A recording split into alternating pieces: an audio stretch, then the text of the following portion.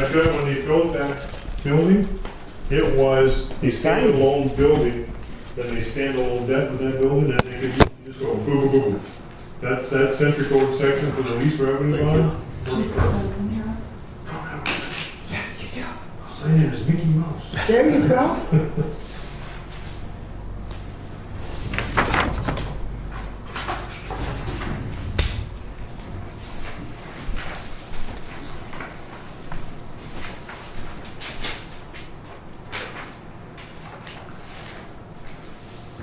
You know, the other thing that comes out of that story too is, that's really unique here, is if the USC grant comes through, is can you pay for the same building twice? Because in essence, the 10 mils is for the EOC portion, and the grant was for the EOC portion. There's no money ever generated specifically for the generic portions. So can you borrow money on a building that was funded with a different source? Well, I don't think you can unwind, you can't unring a bell. No, you can't. And that's where, again, these are kind of things where, once you establish those patterns, is you just say, you know, there's got to be some kind of a structure set up and say, this is the best way we can handle this mess. And every closing moment goes forward. Yeah. They're on. Yeah. Mr. Olson. How's it going? Good. Oh, did you turn that shooter on? Yeah. I was gonna grab a 1/2 inch wrench and a 9/16 or a 3/4. Yeah, I just have it up.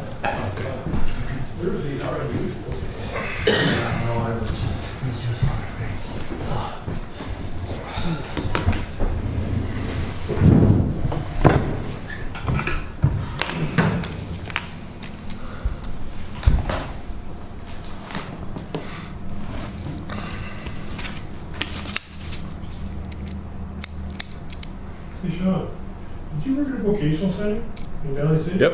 Okay. Yep, for, Yeah, I kept trying to put your name, just kept sounding familiar to me. And I'm like, I know him. oh God, let's see, like 95 through 2000, something like that. Yeah. Yeah. Okay. Like Jeff was Jeff Open director then, or was it Meester? Meester or both? Which one? Was it DD one? Yeah, it started with Meester. But it just, Yeah. there's one unique individual. That's a nice way to put it.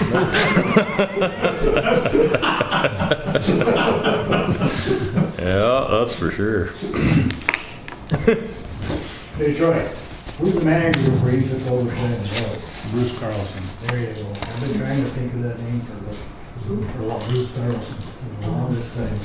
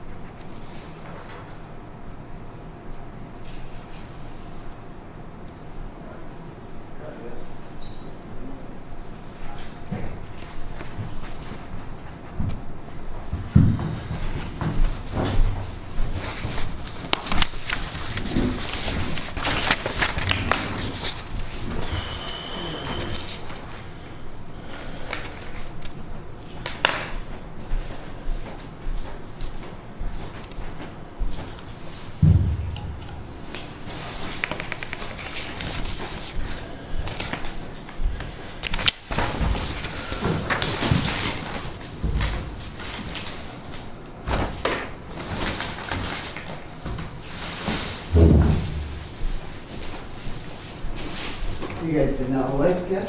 Yeah. Have you been out to Devil's Lake or whatever yet?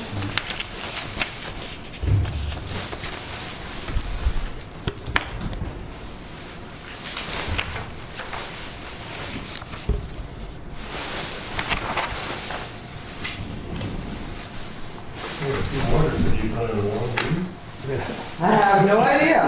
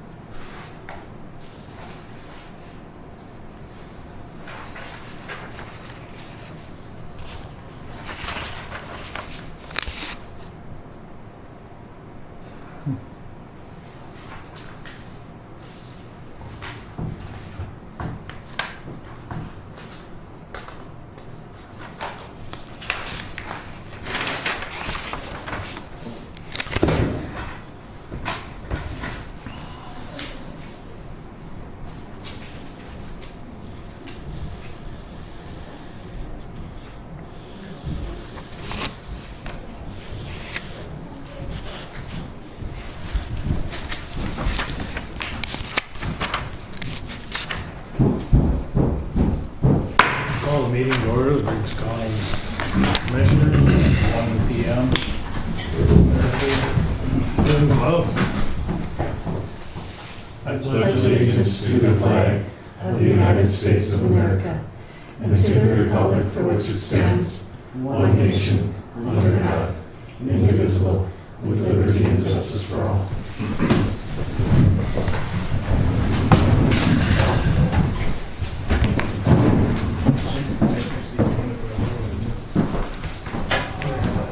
Hi there.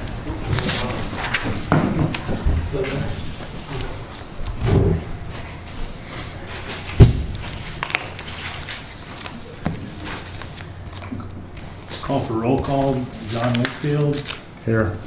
Dale Peterson. Here. Ron Dahl. Here. Sean Steffen. Here. Troy's here.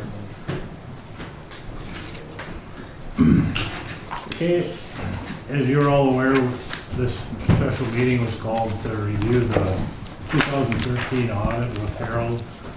And then there's just a couple more agenda items that were requested. One is to get an update on the USC grant.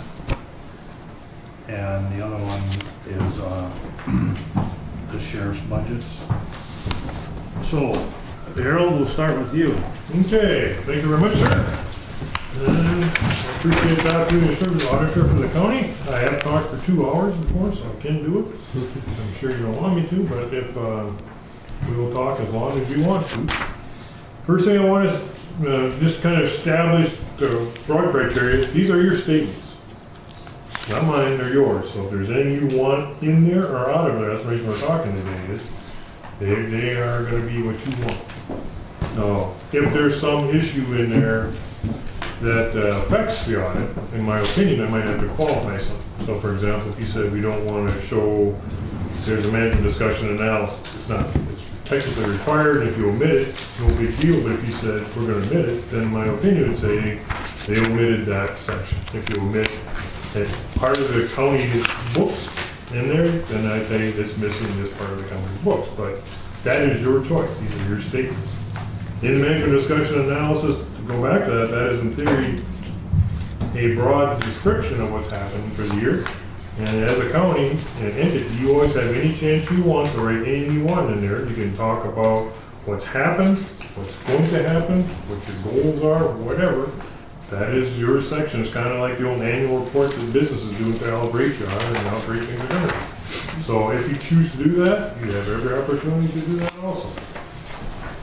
These financial statements are prepared on a modified cash basis, and a modified cash basis means it's what you guys spent, and what you got. Now, the most preferred method of reporting is modified accrual, which means you record receivables and payables. And as a general rule, I do 4 counties, 3 of them are modified cash, 1 is a modified accrual. So it's your choice again. If you say we want to have this on the modified accrual basis, we want to go through the first 3 months of 2014 and record all expenses incurred in that point in time to relate to last year, we can do that. So, but if it's, again, these are on a modified cash basis, so you understand. So,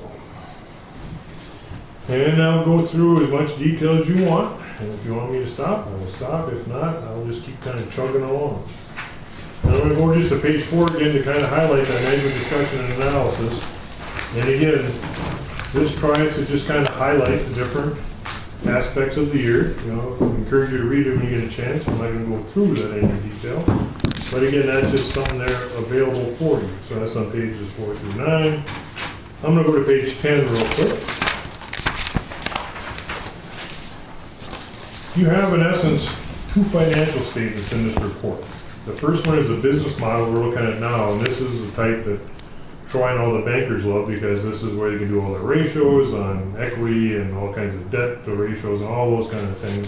And we actually show the fixed assets of the county. Now, obviously, the county if you had to replace everything in the county, it would be more than $1 million.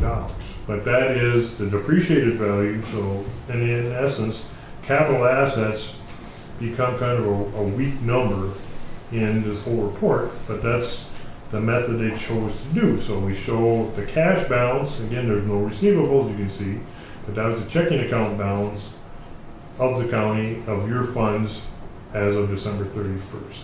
The liabilities, you have some notes, and again, there's in the footnotes, it describes those. Part is being paid for the county loan, part is being paid for by social service, part is being paid for by the emergency fund, but those loans you took out to do different things, $162,000 available. Under net assets, they split it up to say how much of it is in essence dead, and the $1,147,000 is money equity you have that really you're not going to generate anything from for current operations. You're not going to generate revenue from this building or the road graders you have per se that's going to operate funds of the county, so the unrestricted amount is available for you guys. you'll see another column called component units. Component units, by definition, are entities that the county controls. And by controlling them, either you control them by the board, by their budget, or by being, in essence, responsible for their ultimate debt. And these are not legally part of the county. And what's happened in the past, outside of North Dakota, governmental units have been trying to hide some financial activity from the people. So they would set up these joint ventures and other organizations.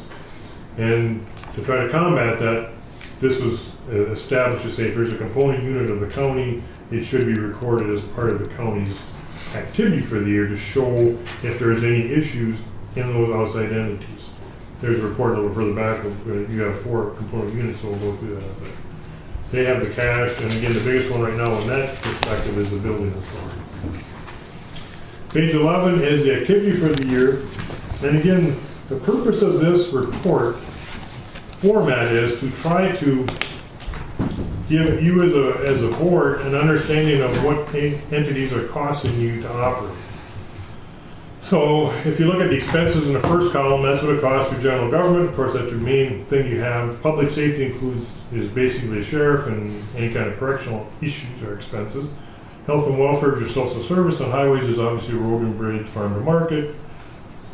And then we show the other ones if you don't have activity for. Interest expense is the net cost of debt, and depreciation is shown as an expense right now for the county. From your perspective, this has some value, not no value, because if you look at general government, it's just a cost. But public safety, in essence, those charges, like the charge of service, you see that at 57.5, that is what you get from the city of Cooperstown for our police contract. And then grants received during the year for different costs were $25,000. So the net operating cost of the sheriff's department was about $221,000. You know, this is something as a board, as you look at things, you could manage from that perspective and say instead of the 305, you could say if you can pay for stuff, our net cost of the county is whatever number. If you say 200, 150, so if you fund costs, you can pay for it. That would be what you do. Well, health and welfare, again, you get money from the state of $42,000 in the major grant. So 369 is the net cost of the county. And on the highways, the 144 is what you get from the townships for the agreements you have with them for providing services on their roads. And the 654 basically is the state aid money or highway distribution money you get from the state. So this year, the cost of operating the highways is very low because you're able to get huge chunks of state money from it. So you come to a net number of net costs, and then there's revenues that are not allocated out. Of course, the biggest one is property taxes. State aid itself, the biggest thing there is actually state aid. You do have a couple other smaller revenue streams, but the biggest thing there is the actual state aid. So 2 chunks of money you get, highway distribution and state aid. State aid shows up there because you can allocate that within a reasonable amount. And the other revenue you have right now under other revenue, that includes the money that was reimbursed to the county from the building authority. When you paid the first construction bills, and then they paid you back. So in essence, that money's sitting right now in the general fund. One quick question. Mm-hmm. You're showing state aid on this page here, Yes. $387,000. Right.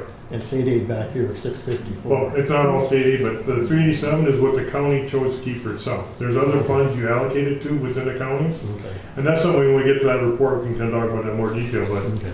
you know, that whole comparison report will be one of those things of how you allocate costs, because that's trying to show operations only of the county. So you come down to the net change in assets is $1.1 million, and again, you made money because in essence you got reimbursed for construction for capital cost, and then so the net assets are $2 million, now they're $3 million. So on paper, as a county, you're worth $3 million. It makes you feel good. And then the component units have $270,000. Page 12, now we go to the second set of books. This actually is the books that Cindy gives you every month, and it highlights only the operations of the county for cash received and cash paid. So when you pay money out for the building, or if you pay money out on debt, it shows an expense through this set of books, as opposed to on the business model saying that's not a revenue or an expense. So the general fund we show always separately because it's considered a major fund of a county. The highway fund, which is road and bridge, farm to market, social service fund, and then social security. And then other governmental funds get lumped together, and you get a total of $2 million. You do break it down between if the money's restricted for capital projects, or if it's restricted for debt service, or if it's just for other general governmental purposes, like the highway fund money is as far as purpose as a social service. So in theory is, even though you have $2 million, and again, this is something you've done when you go through your budget, is you realize that not all of it's available to balance your books. It's restricted for specific purposes. That's the point. Even the $275,000 in the general fund, that was as of December 31st, 2013. That doesn't take into account that money that was pledged forward into the 2014 budget. So we have to be careful that we differentiate between actual budget numbers and this audit, because they are this is not money available to be spent. That is only available in the budget. And this is a snapshot of a point in time where the budget is fluid and going forward. Yes. So I think that's where some of the confusion comes with the public or people looking at these budgets. They say, well, we've got $2 million. Why can't we just take that money and spend it? Well, that money's not available. It's all been pledged for other purposes, or it is tied up within assets that are not liquid. And because the county doesn't have the ability to borrow money at a financial institution, to pledge assets, it becomes a non-issue because it isn't liquid. It can't be mortgaged. And that's part where when people talk about stuff, you always need to make sure you use the right words. Yeah. And I hate to be a accounting geek, but it kind of comes down to sometimes you have to be the geek. Use the geek words to say, I have money, but I don't have money. That's right. And kind of discussion we had last time where there's balances, but are they real balances? It's not a fluid. It's not a balance that can be spent. It's committed. It's committed funds. Yeah. And that's the things where, as you know, the level of commitment also become different. Where you have contractual, you already signed agreements and you owe the money. You said I'm going to buy it, and you've also said as a commission we are going to buy something. Or we're going to do this road, so we will not have that money available. As it's pledged forward in your budget. And there's some that'll just say, you know what, we really should save it because we're going to have problems down the road. Now that level is the softest. And because you haven't officially said we're going to use it or identified a specific amount that you're going to use. That's the carryover in the general budgets that's carried to the next year. Right. It would be the available money for Right. that kind of thing. I mean, and as you look at a management perspective, it would be, you know, to avoid issues, the more detailed you get in getting to the committed side.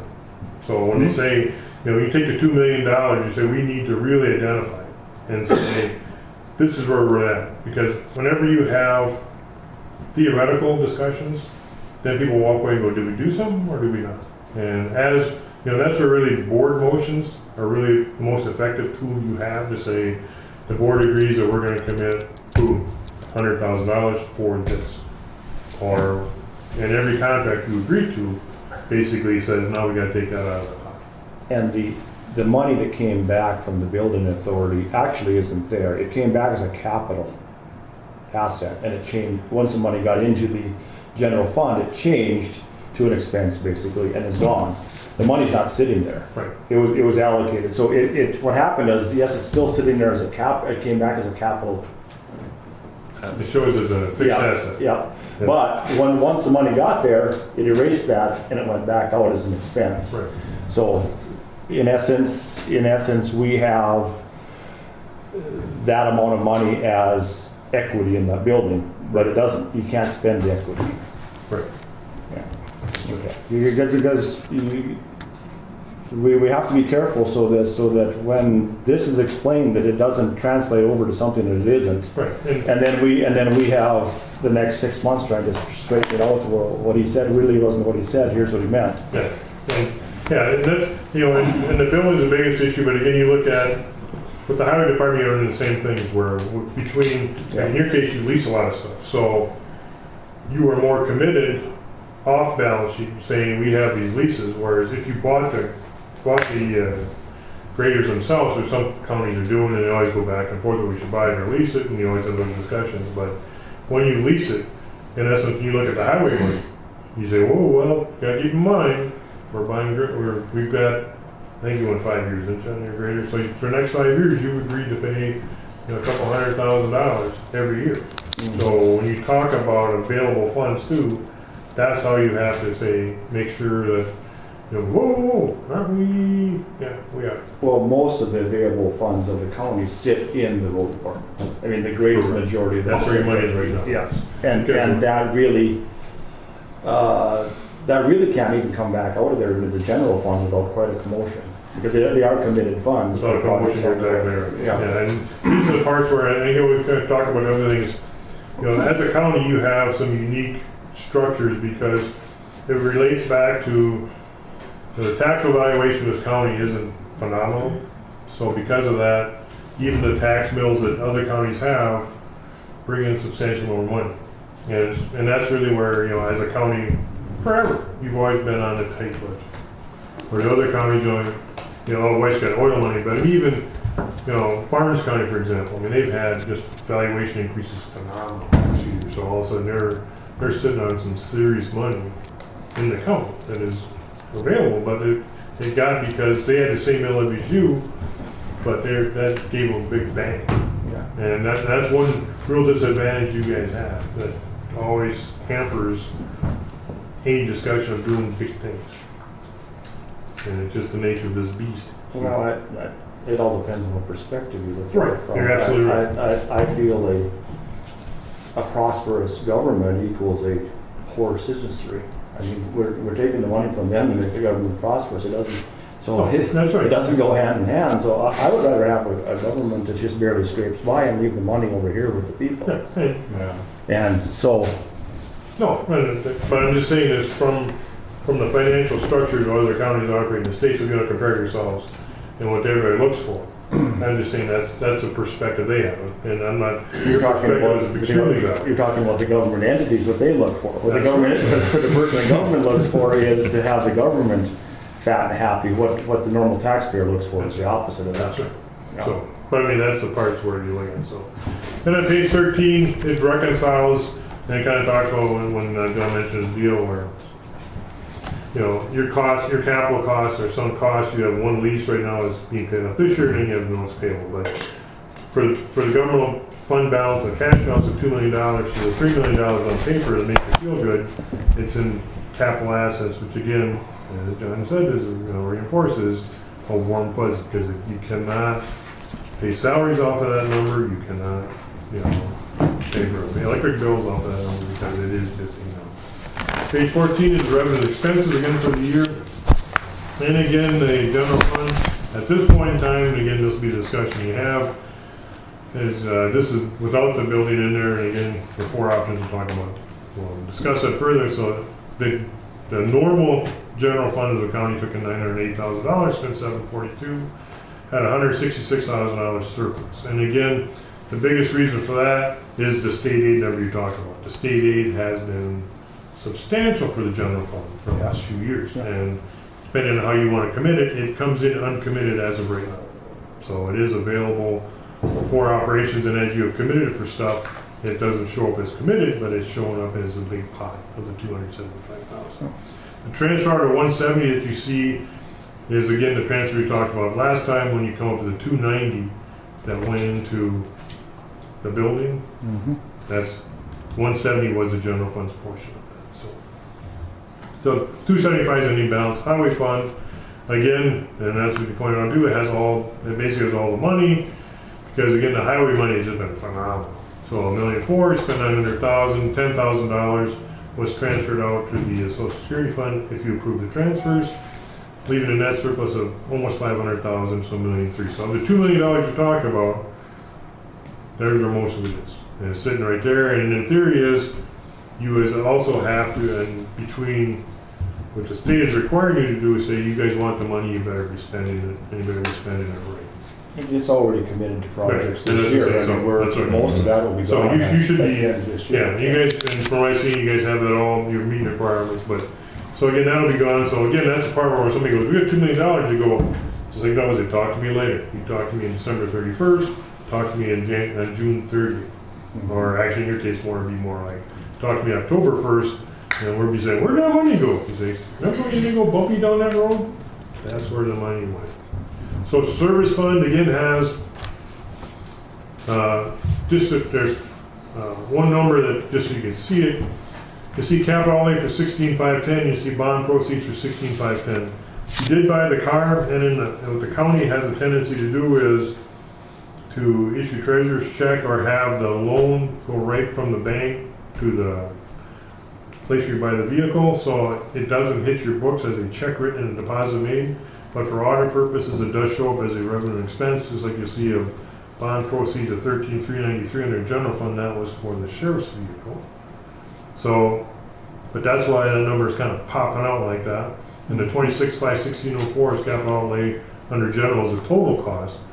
13 was borrowed, and the rest came from the insurance proceeds of the vehicle that got totaled up. So those four numbers, you say, I don't see it on Cindy's books, and you don't, because they show up here, because that was an actual activity of the county that went kind of, I want to say, off the book, the way they would handle it. And the Social Security Fund had a deficit of $21,000. $20,000 was proposed to come in from highway and general fund, and they basically are a break-even basis. The other funds show up there, so in total, you can see the total revenues is $4 million, total expense of $3.8 million, $200,000 surplus, and then the $29,000 in loans, new loans you took out. So as a county as a whole, you had a $262,000 surplus this year in cash. So it went from $1.8 million to $2 million. But again, remember that cash didn't go all in one spot, and totally discretion, it was in different slots or funds. And then a portion of that cash was allocated to the 2014 budget. Right. Carried forward. Because you said you needed it. Right. Yep. And every year you do the budget for each subsequent year, that's an option you have. Is one of the pieces of the budget, you have revenue, you have expenses, and the last piece is if the revenues aren't enough for expenses, you can use last year's money if you have it. Now, if you don't have it, then I don't know what to do. Of course, then you're at the federal government, and you just go, well, we'll just go on home. Well, we're close not to having it. We've got $29,000. But then, so, Yeah. So, page 15 shows the activity for the year, saying how can you make $200,000 in cash, but you made $1 million on the books.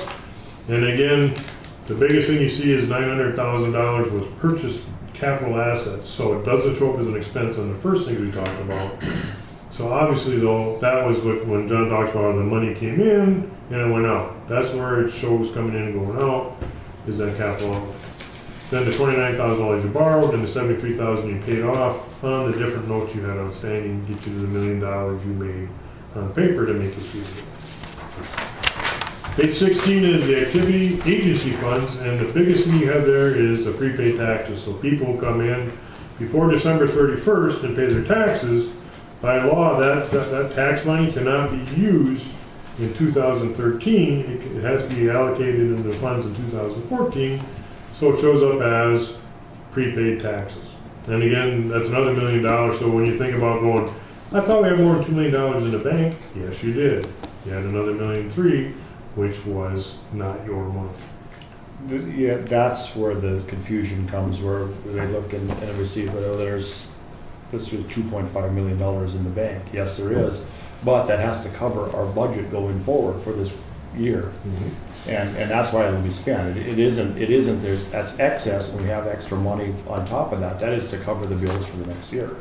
Well, no, the one he's talking about is money that people pay on their taxes. I know. That have to be allocated to all the funds. But see, until you- Schools, townships. In Yeah, you have to the remember- 2014 year. Yeah, money is put into a fund at the end of 2013 and not apportioned until January. Mhm. We have to do 2 apportionments in January. Yeah. But still, it's money that's spent, it's not extra money. It'll be spent Right. through through the following budget year. Right. And that's why, like in February, when you look at your March 1st report, you feel really great because the bank account is phenomenal. Then all of a sudden the schools and the cities go, okay, give me our money. And all of a sudden you go, whoa, as a county, our money's done. Yeah. So, page 17, we'll have a little bit of discussion on this one because, again, I want to make sure you're comfortable with this. And it comes back to the options we'll talk about. Again, these are organizations that use the county control, because in essence, without you, they would not exist. So you would not have a water resource board, because it's a county resource board, it's a county fair board, it's your county JDA, and the building authority only exists for one purpose, and that is to serve the county.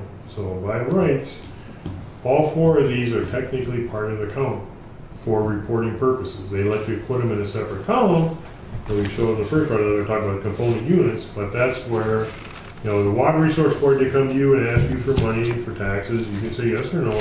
The fair board the same way, JDA the same way, and to the degree how you want to manage them contractually or organization, you could either, there are some counties that run the JDA as a fund of the county. They pay for all the bills, they get submitted as part of the whole bill list. You'd be saying JDA loan for Posio, if you're gonna do that. And it'd be a bill you use the commission to approve. What you chose to do is you said, we will give you the tax money, you tell us how you're spending it, and if we feel comfortable with it, we'll give you money in taxes. If we don't, then we're not gonna do that. So, but I mean, as a JDA, and JDAs are kind of one of those that become kind of touchy politically, because sometimes if they give out a loan that you guys aren't real comfortable with, you guys still take the heat for it even though you didn't vote on it. So that's where a lot of county commissions wrestle back and forth with how to manage it. Barnes County now they had a fun one when they bought that guy out. That was a little bit of a controversy. Harold, are you positively sure of the relationship with this entity that's called the building authority, Yeah. and how this fits in here? Now, this differs from a traditional building authority. They use the word building authority of Griggs County, but it is in actuality a private corporation. All building authorities are private corporations. They are, but not of the structure of this one. This one operates completely independent. Once the mill levy was approved, it is completely independent of any government oversight, because we cannot rescind that funding. And that's the difference in this. A typical building authority, every budget cycle can have its funding rescinded or adjusted. This one cannot. Well, And that was a play on words that they called it the building authority. I went back and looked at the bylaws, John, and technically, if you look at the bylaws, and I don't know, you have to. I did look at them. I know, I bet you're gonna memorize some. But I mean, but if you look at the directors are supposed to be you guys. Not maybe you guys, it says you guys. It says the directors are the county commissioners. They changed that. Okay, so I mean, but see, when you look at that first part, that was the crux of it is the building authority, and this is where component units come in. This is not illegal. This is technically if the building authority did not make a payment to the Bank of North Dakota. Okay. If they said, we're not gonna pay them, the Bank of North Dakota would be coming to your door. Nope. Now, they would come to your door. They would come to your door. You could argue whether you need to pay them or not. That has already been. That's in the lease. That is in the lease agreement, and that is in the. I know, but the lease, they would say we need a lease payment. And It's already mandated. It's already mandated for the next 20 years by the Right. levy. But what you're getting at is they had the discretion of appointing anybody they wanted to the board. They just happened to appoint the five With the new commissioners. thing, with the new Right, Yeah. the same reason they named it the building authority is the reason they mimicked how you would treat an actual building authority. This is a building authority by name and by mimicking the actions, but in actuality, it does not obey it does not have to respond to the actual legal obligations of a building authority as we'd have one in Grand Forks or Fargo that we're familiar with. It's a ruse. Well, but, and again, if you want to get a legal opinion, you're more than welcome to, but from what I've seen is, the purpose of this is only to build a building for you. So this activity, now, if they go off the reservation, Well, they No, changed the members. Right there, your argument was it had to be, and they were No. able to change that. no, what I'm talking about, John, is if they chose to do something that had nothing to do with the county. So if they said, we're gonna team up with the empowerment zone, and we're gonna do something. We're gonna build, let's say we're gonna build apartments for people. That has nothing to do with the county. And question is legally, could they do that? And that's where if you know, this portion of the building authority, this lease is covered by you guys. So this debt, the $2 million, is the county's debt. You agree with that, right? Yeah, it is. Yeah. Now, if they went out and borrowed another $10 million and said, we'll hope the county will pay for it, then all of a sudden you have no obligation for that. And I'll go back to that whole deal with Barnes County. Now, Barnes County, because they have, there's three pieces actually. There's the Economic Development Corporation, there's the Valley City Barnes County, and then there's Valley City, and then there's also just an Economic Development Corporation. Now, Barnes County has an agreement with those guys to work with them, but they are not obligated to any debt unless they specifically agree to it. And those guys are not included in the county because they have no say over all the things they do. The only thing that they have as a county is they have a contract for administrative services. They say, we'll pay you 30 grand or 40 grand a year so you can cover salaries of the director. That's basically what we have in the form of. But right now, you guys can't say we're not going to pay this debt. Now, when they bought that land, okay, Barnes County is under no obligation to pay for that. Zero. Valley City took on some obligation. Mhm. So they had an agreement. And if that was in that case, that portion would show up on Valley City's books because it's Valley City. And that's, I don't think, you know, see, this is a part where legally, I don't know if they can do any other debt agreement without having the county, but if they do that, and It's in their bylaws. They have the ability to. But this portion of it is yours. No, So- they actually No, have the the $2 million ability is yours. they actually have the ability to use any excess funds because this is 10 mills. They have the ability in their structure to use excess funds to go out and start new projects. Out of it, yes, they do. No, the 10 mils, your lease agreement is only equal to the debt payment. No, they No, that's what your lease agreement is. yeah, but you have to look at the secondary payment. There's a provision in there where they can charge secondary charges over and above the lease payment as long as it's covered by the 10 mills. So when the 10 mills go up, the excess money can be used for other projects. And it's written right into the lease agreement. Well, then technically, This is no different than No. you and I starting an independent Yeah. corporation and having the county pledge the tax levy to us. And once that is done, we're free and clear to do whatever we want with it. And that's how this is written. okay, but this portion, you agree with it, this portion is still, right now, activity related strictly to the county. And if they wanted to split up the building authority into two funds, a county fund and a non-county fund, if you want to use those terms, then that non-county fund portion would never be included in these books. But the portion that relates to everything that the county is doing financially needs to be included in order to not have a qualification. If you want to bounce it out, you can bounce it out, and like I said, then as an opinion, I'd have to say the building authority has not been included in these financial statements, and that's your choice. And they can make up their own mind on that portion. But the question is, because technically you have, the bonds are not your bonds. They're the building authority bonds. You have a lease obligation, but you do not have a bond or debt. That's right. So if you want the bonds to show up and you disclose in these financial statements, the building authority has to be included, because then you say long-term debt, building authority, lease revenue bond. But the building authority will and probably has already provided a financial statement in conjunction with their non-profit private entity. No, and that's your choice. That has nothing to do with the company. Well, no, but yes, it does, because they will show this $1.269 million on their financial statement, and it can't be shown on two different financial statements. We both can't claim it. No, as long as it's understood, and that's why they talk about component units, they're saying is, this is not part of the county. If you chose, and again, you talk about the old other styles of building authority reporting, Yep. the school district I work with that have building authorities, it's shown as just one of their funds, just like as a highway fund or a social security fund. It's just shown in that last page going building authority. It's in the total, so like your $2 million would have $3 million in cash, because they would show the building authority cash as the county's cash. Now, I know you guys wouldn't be comfortable with that, that's why I said I'm gonna keep it separate.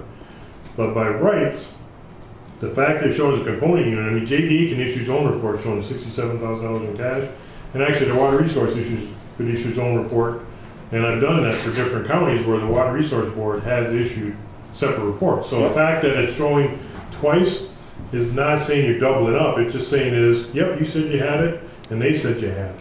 Because all you're saying here is, you need to know that the Water Resource Board has no money, that eventually as a county, we are at risk to have to bail them out.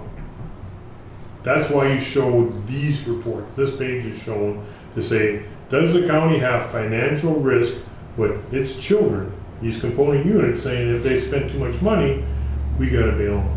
So like if JDA says we're gonna pay for a bunch, we're gonna go borrow money. Now, if a banker in its right mind gives them money when they have no authority, then they're technically at risk. But in all reality, they're gonna come back to this commission and say, hey, the JDA wants to borrow $100,000 so they can do this project. So just say it's the apartments here. Yeah. And the apartment people need $100,000, and then they're gonna build new apartments in Cooperstown. We don't have it. So we're gonna go borrow money, use the commission, will you back it for us? That's what the kind of thing is, you're going, use the commission and say, hey, I don't have $100,000 in debt. JDA says they got no money. And JDA says, but I don't have it. My money is your money. So this page says, do they have any debt? And if they did have those kind of debts, we would show that in this page saying you guys have negative equity because you owe money that you don't have the ability to pay. But that's the purpose of this page. It's not to say you as a commission totally control all these people. Because by rights, you don't control totally any of these people. The fair board meets, they do what they want to do, and they hope that you don't get mad at them. So does the Water Resource, so does JDA. Technically, so is the building authority.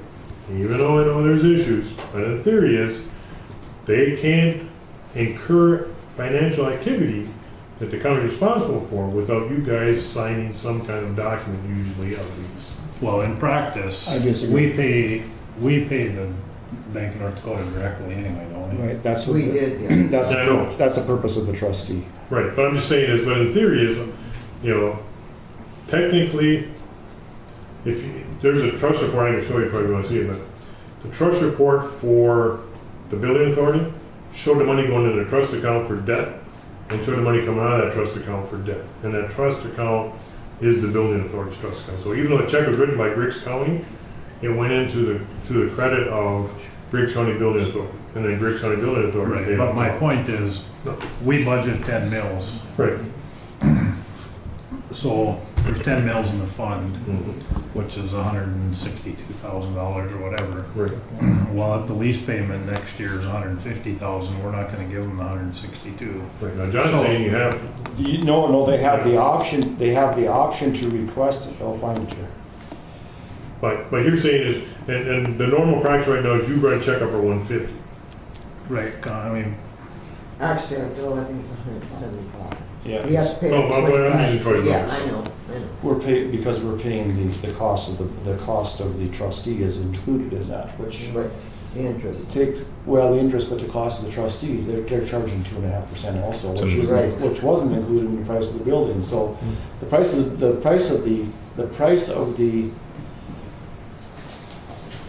tax levy pays for the bond and its fees.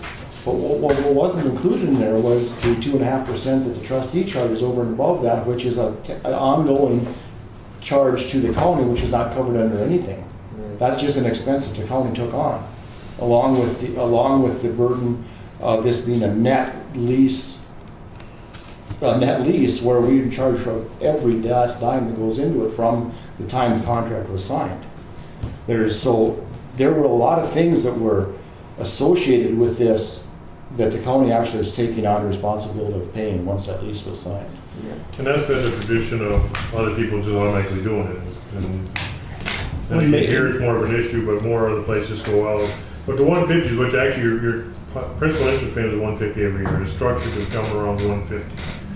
So technically, you know, what this is, if you already made your first lease payment when you paid the $25,000 in interest last year. So that could go against that fund, and it could have a fund deficit at this point. That's one of the options I'm talking about. So when you talk about the 160, you say, well, we need the 160 because eventually we're gonna pay back just 25. So when they ask for the excess funds, John, part of it comes down to is you say all costs related to that lease payment. And that's what their payment is. So the maximum a county can levy for this lease is 10 mils. Right. And you're telling me we have to budget 2 mils separately to pay the, It's the cost of the trustee is on a percentage annual basis, and that's to administer the trust. And that can't be included, that was included in the net lease of the building. Right. So the county is obligated to pay that as they're obligated to pay the heat and the lights on the building. Right. That's where it was included in the lease.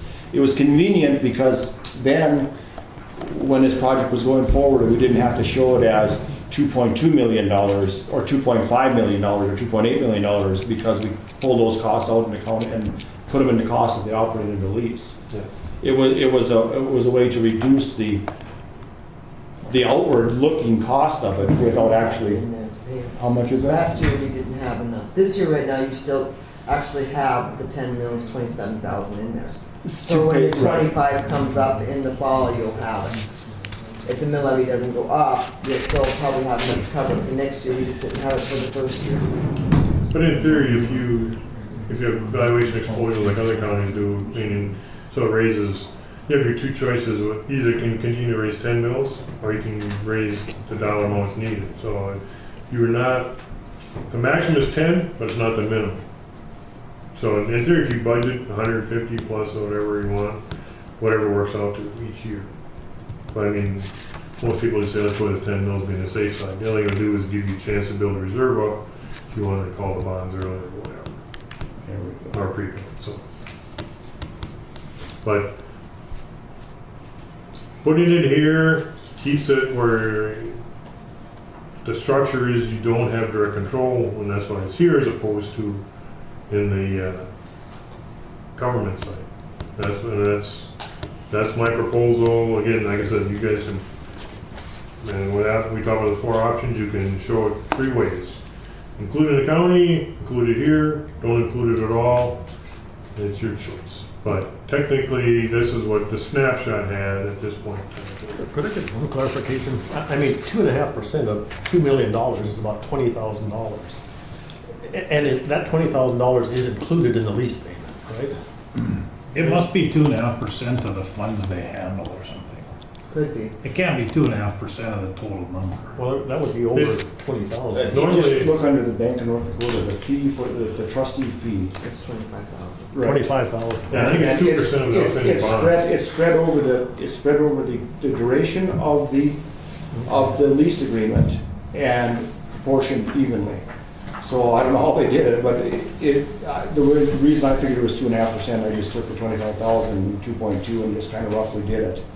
But no, it doesn't go down. It isn't a graduated, it's a simple. Every year. Simple interest payment, basically. No, the bank gets money for handling outstanding debt. That's what he's talking about. That's that. The trustee, as any trustee would, whether you and I have a trustee for, they take a percentage of the. But now they're doing a couple other things too, aren't they? Or- But when we pay that 160,000, that 25,000 is covered. No. We pay 175 actually every year. Okay. 149 and 25. Right, yeah, so. Yeah, That's what I You get said, homestead but the 10 credit. mils doesn't cover. No, But you get homestead credit. But and by law, other you things. can only levy 10 mils to pay for it. we didn't, That's all we did. that's why they had the lease separate from the actual building. See, technically, you don't need to pay the Because- 25 out of the 10 mils. Same reason they made it a net sum lease is so that all those expenses could be separate from the actual, so they had more money in the 10 mils to build the building. It was sleight of hand here. It's So only they- it cost 2.2. No, actually it cost 2.8, but these costs just got pushed over here where you didn't see them until now. Same reason, name the damn thing the building authority. It's not- All this was done for a purpose, and some pretty smart lawyers doing it. So. Then on page 18, it shows activity for the people for the year. Now technically on the building authority shows no activity because in essence the debt is not revenue and the construction cost is not expense. It shows up on the balance sheet. So when you see the building authority nothing, that's why for purposes of this report it doesn't have activity. Now in theory it has equity in this building at this point in time, they'll transfer it over. But the other three are normal, so you can see water resource took an 80,000. I took it 107,000, spent 80, so it's plus its cash balance of 85. Fair Board took in 24, spent 15, so it has surplus 19. And JDA got $57,000 and actually gave out $33,000 in grants/loans. And since they're the cash basis, we don't show the loans on the balance sheet. That way, you don't identify whether they're actually going to be paid back. But again, that's what I'm talking about. Just $33,000 that JDA spends, and again next year they're going to have. Technically, they would have over 100,000 years of money to spend. But as a commission, right now, you do not have veto authority. You could change it. But they're only getting 1 mil now, right? Right, but I'd say until next year. But if you go back to the 4 mils this year, then this year's budget cycle, give another 4 mils, they could have that money. And of course, they might not have the money either because some of these ongoing projects, in the paperwork on it, it says pledged assets. Right. So they might be pledging forward 3 Yes. years on a facility or on a project they're working on, so And really that's that number isn't the same either. And see, that's a tricky part too, where, like, as I was talking about earlier, is if all of a sudden JD said, they want their money now, so we have to borrow money. We have to borrow money because we don't have the money. We agreed to pay the $100,000, but we didn't have it. And you're going, shouldn't have done that, you do. And now the commission, that's why these guys show up, because if all of a sudden there was a bill or a note out there, they'd say, this is your note. You know it's not, ultimately it is, because the only money they got is your money. So if you give them zero, and they've already signed a contract, and the guy comes back to you guys and says, I got a signed contract, says, you're gonna pay me money, because your guys that you appointed said they're gonna pay me money. And we gave them the ability was given them to pledge assets forward, That's right. so That's right. up to the, they could pledge assets up to the amount levied for any 1 year. So unspent money levied for 1 year, so we could be paying for something they pledged forward back in 2010. That's right, so all of a sudden somebody comes in, you go, yeah, we got money, and all of a sudden they go, "Psst, John, no we don't. And you go, really? Well, but they could make the county liable for it. Yeah, they could. They might have already, you don't know that. To the point where the agreements, the documents I looked at, there was not a formal, you gotta pay no matter what. There was a pledge which says, we are committed, if we have funds, you're first in line. Yeah. But you're not guaranteed. If there's no line, there's no line. And you can go, man, that county, they're cheap. You go, yeah, we're cheap. So there were no ongoing projects? Okay. That there's ongoing, that they said, well, we have money, we're gonna do it. Okay. But it was, if, made it enough that you're not on the hook. If There you were, there was a name more pledged in the balance. They So they were pledging every dime they Yeah, had, so they plus couldn't they go, still they had- couldn't go forward. extra. So. Page 19 starts with footnotes, and if you have trouble sleeping at night, you can read those bad ones. I'm not gonna go through them right now. But if you have any questions, I'll be glad to answer them. You go to page 30, which is a general fund comparison to budget. Okay. Now this is a requirement for report of all major funds. We show the original final budget, what your actual costs were and the variances are. This is when Cindy came to you in January and said, we're over budget, we need to amend the budget. Now, technically at that point in time, one of the processes, you have two choices when this comes up. You can say, yeah, we overspent the budget, write us up for it, and that's life, because in essence, it is life. If you don't have a way to pay for it, then in essence, amending the budget is just a paperwork. And actually, I have a couple governments that amend the budget to equal expenses. And that makes it a total joke, because at that point in time, you're going, well, what does that mean? It means that, well, they reward us up because we didn't equal, so now we equal. And you go, but you didn't make any decisions on why you overspent the budget. And that's really where the process should come when you talk about it, and that's as we talk about like this year, you say, we're gonna commit last year's money for this year's bills that you've done. And technically, when you do that last year, you said, well, we're gonna commit last year's money, 2012's money, if we deficit spend, because we don't have another way to pay for it. So, the original budget and final budget, and like, in your case right now, I left this because depending on how the building authority comes through, because you amended the budget for $884,000, which included the building, which got shown in the general fund. So, right now, those two numbers are alike, and depending on what you decide to do, this page will change accordingly. Page 31 is the, I got one.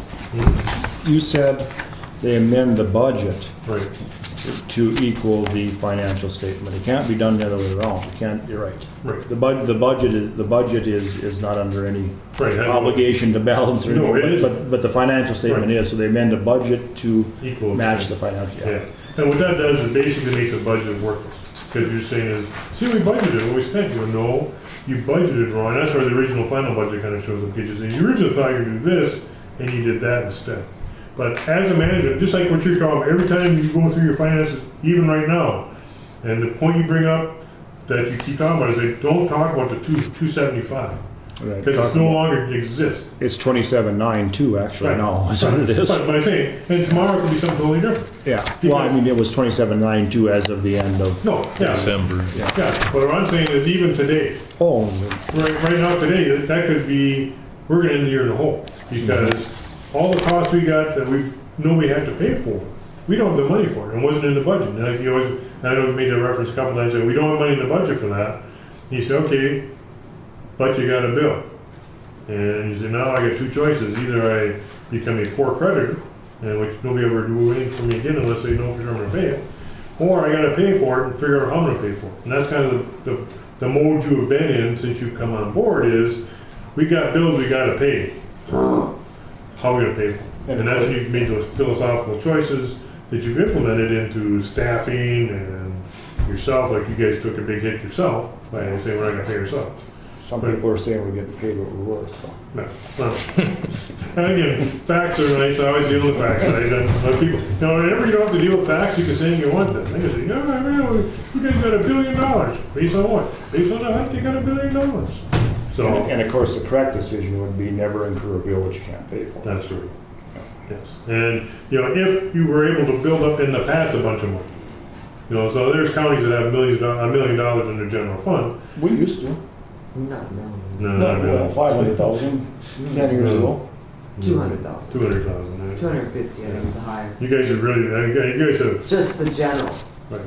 But if you do it, then all of a sudden those bills come along, you go, yeah, what the heck, we'll pay for it. Right now, Barnes County kind of has they're in that mode where they can, something comes up, like when a flood project comes up, and they need to have local match, like, Hobart Lake, and going to have to raise grade raises. They've been able to pay for some out of their general fund, because they have. And whereas you guys, Wayne comes in here, you're going, boy, Wayne, you better start looking for some money, because we don't have. But in his case, he does have money, because he does have it in his fund, so. But the original final budget there, again, is general fund, kind of what you guys said. They do highway fund, and again, when you look at, page 31, the highway fund, when you look at budgeting, and I have to confess I'm a budgetaholic, because in essence, if you are gonna manage that way, and you're making an honest decision, which you guys are really seem to make a hard choice on, and really are making a commitment to try to do that, this variance should never be that high. You should say we should come in about even. And because if they're gonna say we're gonna spend it, they should spend it. If they're just gonna pad the budget, so we don't have this issue of, Cindy's gonna make us amend the budget, how do I avoid that? Well, put another $500,000 in the budget for expenses that you're never gonna spend, and then you'll never go over budget. But you say, but we'll never spend it. And we'll show this huge deficit that we'll never incur.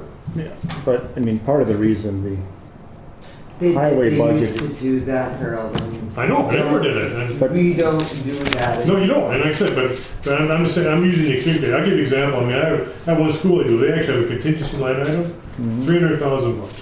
They put it every year, that way, we'll never go over budget. And so you plan on spending it? Not a dime. But we got written up years ago, so we'll never be written up again. I go, but now as a board, and actually, the ironic thing was they ended up adopting two budgets, one with and one without. And the one without is the one they really managed. But for the reporting purposes, we put the 300 in. but of course, the highway fund, part of the reason that has a excess budget is because they try to propose projects Right. that bring in the most federal and state money Right.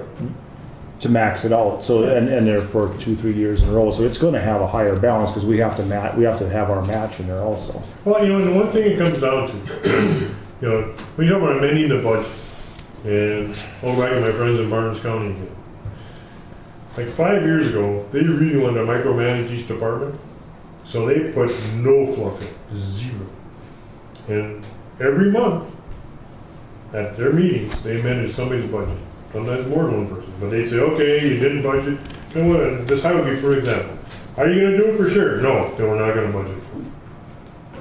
Now this comes this month, they go, hey, I got the goal, state said they're going, now I need it. Okay, we'll amend your budget today, we'll put that match in today. But I mean, if you wanted to, you could technically say, we're not gonna budget for anything unless we know we're gonna spend it. And when you wanna spend it, you come and you talk to us, and we're gonna spend an hour or two at every meeting, saying, what are you gonna spend, why are you gonna spend it, how are we gonna pay for it? You could do that. Now, most people go, and they don't do it anymore at Barnes County because they said, we're tired of having half the meeting go for budget amendments. But you could technically do that if you really wanted to manage, and your general fund, you kind of manage that way right now. If something came up in the general fund, you'd have to talk about it. It really depends on who you're managing the budget for. Are you managing it for the government entity, or you're managing it for the citizens? The way you're talking about item by item like that is in the citizens' best interest to do it that way. Rather than give them 2 scoops ice cream in front of them, in front of the county megalopolis, just give them one. They have to ask for the next one. I believe that's the way to do it. I believe just scraping by is how we should manage county government. No, and see, you misread me now, John, because actually I don't believe in the 2 scoop things, because I think that makes budgeting work. Yeah. But by the same token is, see, I would not be opposed as a person to amend the budget every month. Say, okay, tell me what's going on now. You know, when last August you didn't mention that you're going to do this, or that all of a sudden you had to have this. Now let's talk about it. You really need it, and that's how people should have to. And what happens is, in the normal budget process, people go, I don't want to deal with this day-to-day stuff. Right. So I'm going to give you a bunch of money and don't bother me again till next year. Okay. And that's what they do. And that's how they want to do it. But by the token is, if you are in a tight budget, you really shouldn't be doing it, because ultimately, you don't know where you're going to be at for sure. Like when your number, if you go on paper, you can say, John, he's off. There's no way he's 27. I got it at 52. No, I got it at 89. And that's why if you use the budget and use it as a breathing, living document, that number is the number everybody always agrees. What's our new budget number, Cindy? Where are we at now? We know, we're going to be at 20. We're going to be at the end of this year. But we fought forever to arrive at the 28 number. Right. No. And we fought with everybody, and no, it's 500,000. No, it's 300,000. No, it's 28,000. We've said that forever. It was 27,900. That's the thing. It's a perception, and if a big number's out in front of everybody, they tend to spend it. If a big number isn't there, they tend to be conservative. No, and if you got money to spend, most people say let's spend it. As long as you got the money to spend it. And I've never been a big believer in that either. To me, the answer is not what somebody else is doing, not what you can do, is what do you need. And that's how you should manage things. Page 32 is social service fund, and again, they came fine. Again, they were a little conservative in, they got a little aggressive in what they thought they were going to bring in, but they did end up the year about where they thought they would end up at. So, but again, this is the part where, when you give them the direction, they are told they can spend $445,000, and that's how they manage their fund. So if all of a sudden somebody leaves and they have an opening, they can say, now we can buy the equipment that wasn't budgeted because our salary's under budget, we're going to use the over budget. As a commission, you can decide how you want to manage it. If you don't go line item by line item, you say, if you go over on any line item, you talk to us. If you go over in the total budget, you talk to us. That's your choice. And that's, as a commission, how you manage it. For reporting purposes, it's only in the Only total. one number, yeah. That's all. You don't sit there and say, well, you overspent salary, you're going to write you up for that. But we underspent on equipment. You say, yeah, because I gave up all my toys so we could hire that next person. Page 33 is Social Security Fund, and again, under Social Security Fund, you went a little bit, you did amend the budget. This is one of the budgets you did amend, so if you look at it, the original budget was 349.4, and again, this is gonna be my pet peeve, and I admit it.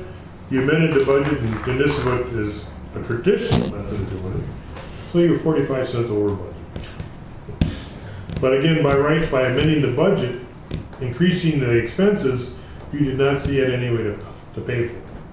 So from that perspective, that's where you transfer the money in from the building, or the general fund and highway to cover that 20,000 that you in essence amended the budget.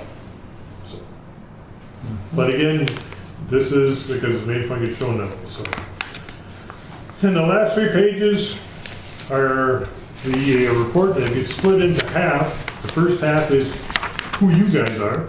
So again, this is the funds of the county, and again, you look on the 6th one down, I put the courthouse down right now, and that is the 409, plus the 290, which is transferred in, and the 794 is what checks are written out of the county, that right now is in the general fund, and your report. So this is a proposal. Again, if you wanted to go back and get those options, we'll talk about them. But again, even with that fund is technically $95,000 in the hole. The transfers you see coming out of the different funds, so the 10,000 from the highway fund, again, went to Social Security. That's the thing we talked about last time. The 310 went between the two different social service, 18,000 went from cops into the general fund and into regional corrections. The 25,000 from insurance, and the 27 from county loan, and part of the money was part of the 290. But again, the total cash is the 2,110,000 we've talked about. And again, the bulk of it is sitting in federal aid roads, county roads, and highway. Below that number, the 2,110,000, that is the money that is you are strictly custodians of. And then starting on page 36, you see the prepaid tax amount. Again, that's what Cindy talked about, got a portion, technically January 2nd, 3rd, or 4th. And then the other amounts are you keep for the schools and the county and the cities. And again, at the end of the year, it's $1.3 million, so the checkbook balance. So you ask Connie, how much money do we have in the county checkbook balance / money market account / CDs? It was $3.4 million. $1.3 million of it was not yours to spend. The $2.1 million was yours to spend within the confines of the funds that had to spend.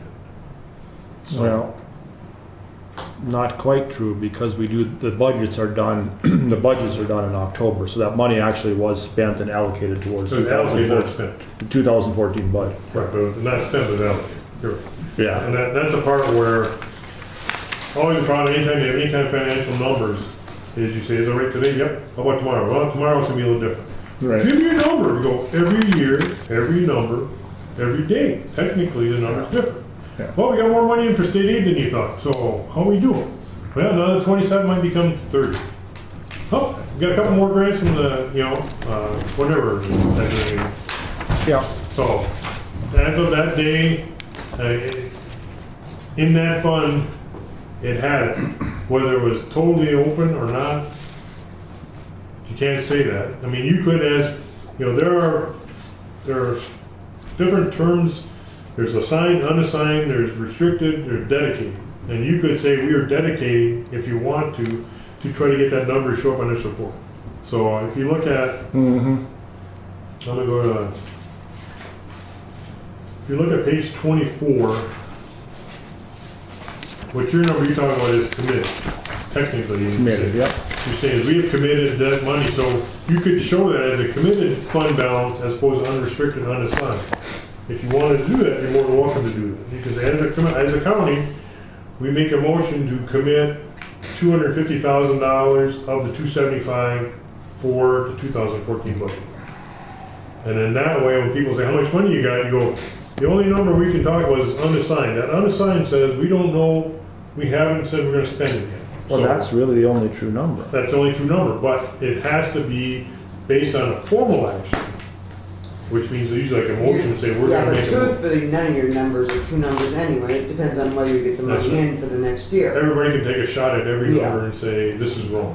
Right, but I think that committed number, I think we should arrive at a committed number by taking the total next year's budget amount and Yeah. subtracting it from the ending. Especially when it's legitimate. When it's not legitimate, and all of a sudden you're showing a $300,000 deficit because you just want to show a $300,000 deficit, then you go, no, that's not right. No, but once we approve the budgets, once we approve the 2014 budget, that is budgeted money, Right. and that should be committed. Right. And that should become off of, because we can't uncommit it. Right. And, well, you could technically commit it. You could change the budget today and you could decommit it. Sometimes that happens, say if somebody drops a contract, doesn't pay us the money, you have to rearrange. Or if all of a sudden you say, we're gonna buy a sheriff's vehicle, so we're gonna budget $26,000.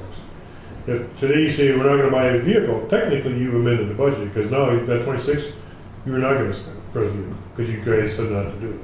Right, but I mean, in that case, in my point of view, that would just get rolled into the following year's budget and offset taxes for that year. It comes on to it, Yeah. but all those flashes come into play, you're right. I mean, technically, the number that Cindy gives you as part of the budget process is, what are we gonna have at the end of the year, so we don't have to raise taxes for? Because in theory, is you do kind of zero-based budget. You say, we're gonna, whatever we got, plus what we're gonna get, is what we're gonna spend.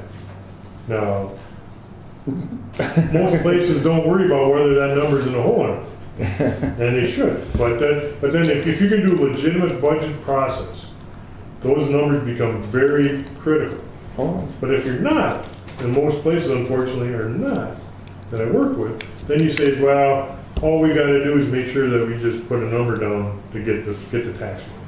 And you go, well, that doesn't make sense. You go, hey, that's the game we play. And you go, all right, well, then play that game, but then don't ask me how you're gonna do it at the end of this year with your budget when your budget's not realistic. You guys have made a commitment to say, this is what we're gonna, when somebody asks you today, what's the general fund gonna have at the end of the year, you're gonna give them a number, right?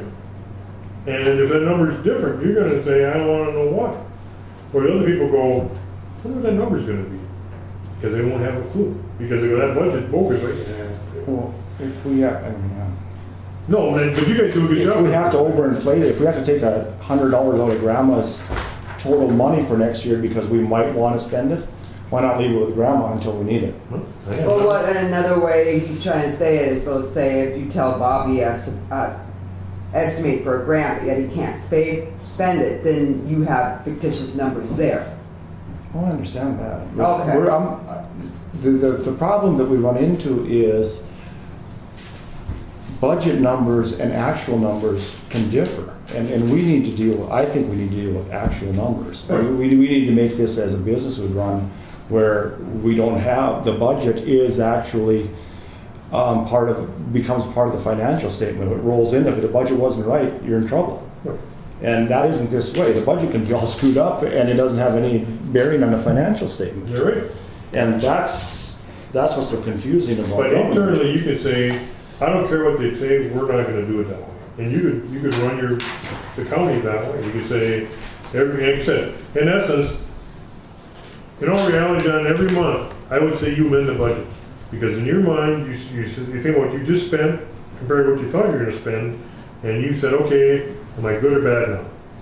Am I better or worse? Well, Cindy gives us a report. Right, but I'm saying, but in your mind, but seeing that, so like you're saying is, okay, am I going to try to rein in something else now? Because I thought we were gonna get more money than we did, or I thought we were gonna spend less than we did. Because your answer is, once you have those two things happen, you gotta make a decision. And what people decide right now, and government is saying, I'm not gonna decide. I'm just gonna let that baby ride out. So even though right now I thought I was gonna get that grant, and I didn't, I'm still gonna buy it. Yeah. You go, well then, how are you gonna pay for it? Because now you agreed to spend, but have no money for it. And if you don't have money in the bank, you're gonna say, well, what's gonna happen? You're gonna say, well, you're gonna see these little brackets on this fund at the end of the year. What's that mean? It means you're broke. Well, that's not good. I kind of like that idea, but you But we do it can- monthly. But what you do, Cindy, you give us a report monthly on the balance for each fund. And if you just divide it by 12, you can see where you're going. If we have $120,000 allocated for that budget, and we're 2 months in, you spend $24,000, we're right on.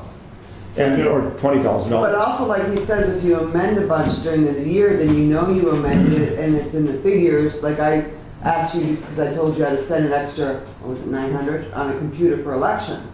So that screws up my election budget that I didn't expect. Yeah, but you want to amend it you want to amend it to raise it, we want to amend it to make it frugal. but see, no, because what, Don't you? I know. but how do you come in, then what you say to Cindy is, okay, you increase this line at 900. What line item are you gonna decrease by 900 to keep yourself even? Are you now gonna See, say, that's what he's telling you to do. are you not That's- gonna travel? So all of a sudden there's a meeting in Bismarck that you're gonna say, nope, we're not going to now because But we don't. some you won't be able to do that No, with, like but- the election one, I have no idea what some of those people are gonna charge me for, Right. because paper went up, and I didn't realize that this time. Yeah, So that's no, no. gonna cost more, we had the resolution, that's gonna cost more. I had to buy a computer for election, Yeah. so yeah, that's, and some of the but- stuff I used to pay out of my budget's now gonna have to come out of that budget. I don't know what's gonna happen. Right, but you know, in theory, what you got also is now that you've hired Samantha. So your line item for salaries, in theory, was never right up to this point in time, because you didn't have a number, because you didn't have an employee for a while. I kinda spent that already. Yeah, I know, but say, so now you can sit there and say, okay, if there's, you know, if you want to carry this to the extreme, which unfortunately I always love to do, because that's, you know, but you would say, I'm gonna now reduce my salary budget, because I'm not gonna spend that much, and I'm gonna use that to cover my election. And I'm gonna use that to cover this trip to Bismarck that we have to go through or whatever. Or now we're gonna have, you know, maybe some commission expense comes up, maybe in meetings or whatever. What I'm saying is, when you have an expense that's not budgeted, you got three choices. You have new money that came in to pay for it, you got an expense you're not gonna pay for, or you had money that you carried over. Everything else, I mean, anything comes down to one of those three answers. And if you say, we're gonna manage that way, so I want Cindy to tell me, you know, really the only thing that works real well for that is salaries. Salaries is the only line item that should be in essence 1/12 every year, of every month. Because everything else, you know, elections, you're not gonna spend 1/12 on the election. You're gonna spend it all now, and you're gonna, half now, and half you're gonna spend in October, November. Probably more in the primary than. Right, but I'm saying, but so I mean, but equipment wise, it's one shot. I mean, if you got a vehicle, there could be one check written off for a vehicle, so you could go 11 months and be at zero and still not be sitting good, or you could be 1 month at 100% and go, but that's good because that's the vehicle we're gonna buy, we bought it in January, now that line item's covered. So I mean, But budgeting gets, It's fictitious, some of it's fictitious anyway, because you have your emergency fund, so we budget the whole absolutely, amount for yeah. emergency, because we don't know whether or not we're gonna have emergency. So some of it's fictitious anyway, because you have to have a budget to be able to levy, to get it up to your max amount that you yeah, no, have. and that's like I say, so as, this commission has to decide how you wanna manage. I mean, you know, when you get a bill list, the bill list doesn't tell you if any of that puts any line item over budget. It just tells you got a bill. That's all it tells you. Right. And you say, yep, we agree to pay it. Now, you don't say to Cindy, hey, do we have money to pay for that? Do we budget for that? You know, it's never really a routine question you ask. But I mean, in theory is, as a commissioner, you say, okay, Cindy, what I want you to do is, the first time a line item goes over if you pay this bill, I want you to tell us that. Because then I want to be able to say, we're going to talk about that. And we are today, Right. a little later on. Right, no, what I'm saying, but, right. That's the very issue we're gonna talk about. That's right, and that's why, you know, and I, as a budgetaholic, and I confess that is, that's what you should do, because ultimately, you have to say, if I do nothing, I in essence say I'm gonna use reserves. Anytime I let a budget get out of control, I've gotta go to reserves, because that's the only thing I got, unless I've got money that comes in that I have no idea. But this becomes a formal, informal process of how you handle it, so. I got a dumb question. You were using vehicle as an example. You purchase a capital item, does that all have to come out of the budget for that year? Yeah, I see, this is the part where, you know, and we'll kind of talk about when we look at comparison. You know, when you use the county loan fund, you know, that's what this county's done a lot because of it, because of that thing, they say, we're gonna use that for those 5 mils to pay for capital equipment in essence. No, we didn't, we used it for. No, but I'm saying, but you kinda have, and, I guess a better example would be buying that social service building. Where Right. I mean, yeah. that just borderline illegal what was done there. But, yeah, when you bought that building, you borrowed the money, so in essence, what you did is you created a revenue called bond or debt money for governmental purposes only. So, we show this capital outlay for 70 grand for social service building. And then right underneath it, we show there's no proceed of 70 grand. Problem is, the 70 grand is, it's not really revenue. So for that year, It was to the seller. I know. He's one happy dude. He's like, man, this is money in the bank. But so what happens is next year you go, how come social service has this line item called note payment? You go, oh, you think that 70 was free? No. And now you're on the hook for it for those years. So in essence, by the way the county does it, here, and part of it's because the reserves are so low, is you in essence borrow usually for almost every capital item you do. Well, And that's a good thing to get out of, and most counties try to, in cities, try to get away from it. and that's why the counties aren't able to incur any debt over 1 year that can be covered under the general fund without the consent of the people, and that was done strictly legally. Can't do that. It was done, you can't undo it now, but that's one of those things where now that's a budget item that will have to be dealt with every year. It's as if there was a mill levy struck for it. Right. Yeah, I mean, that's where you come back to when you talk about like your 2 mills, where you talk about for the admin fee. That's kind of what you're doing, the Same thing there. The exact same thing. That's what I'm just saying, that it smells illegal, because you use the century code to levy 10 mills and you incur the 12 mill cost. But see, the way you get around that is you're not using 12 mills to pay for it, you're using 10 mills here, then 2 mills over here. Because basically the general fund in essence is on the hook for it. See, here's the thing. Now, I'll give you you gave me what your philosophy is of what an auditor does. Yep. I'll give you mine. Yes, this is the citizens' balance sheet and operating statement. Yes. It's not ours. It's the citizens. We Right. just happen to be citizens. Right, No, we don't prepare it. right. So we hire you Hmm. to ensure the girls that do the bookwork, that they're doing it correctly, Yep. because they deserve somebody to look at their work. It gives them cover, Right, and it should give the citizens an assurance that it is being done correctly. That we don't have a rogue auditor or a rogue somebody right, that's personally benefiting. right. Personally benefiting is a good phrase to use. That's right. So that's why I think you're before us today. Right. With that said, that's why we ask you questions of, we're not that familiar with government accounting, but we would like to know when we're done at the end of the day that we're doing this as it should be. Right. I personally don't think anybody's personally benefiting, but there are, in my mind, and maybe you can tell me I'm wrong, things being done that weren't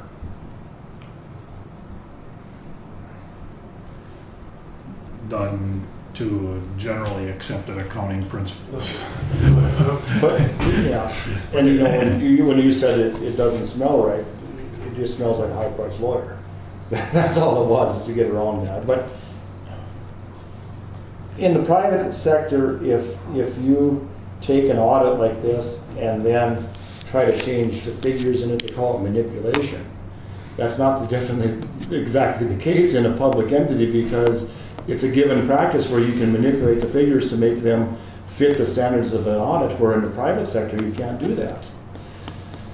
Yeah, Because you're governed, because of the governing factor is you have to answer to the taxing authority, so you can't bend those things around in order to fit parameters, where here we can. But in the private sector, in many cases, you have to answer to the law. Right. That's what I mean. That's what I mean. You can't manipulate it. That's what I'm saying. We are manipulating it here, or given the choice.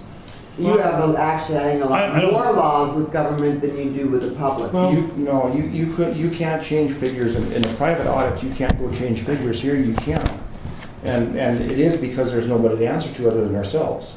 well, I think one thing to look at, and this is where, I don't like it. I don't like that way. I think it should be done as a private audit, where the numbers are the numbers, and whoever. That is the way it is. No, there's nobody else.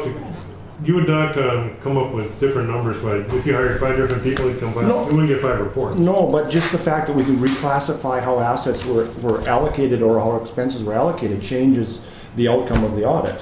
And you're going to give us a choice to change those numbers, and that will change the outcome of this audit. And I don't think that wouldn't happen in the private sector. Because you're gonna give us some options here. You can change this, you can do this and that, then this will be the outcome. Or if you leave it this way, this will be the outcome. That's not an audit to me. That's manipulation of the books in order to fit a parameter. And that's not what I'm used to. Maybe government's done that way. But I I'm think not used what to it he's that talking way. about is changing the budget. You're not gonna change where the money is actually spent.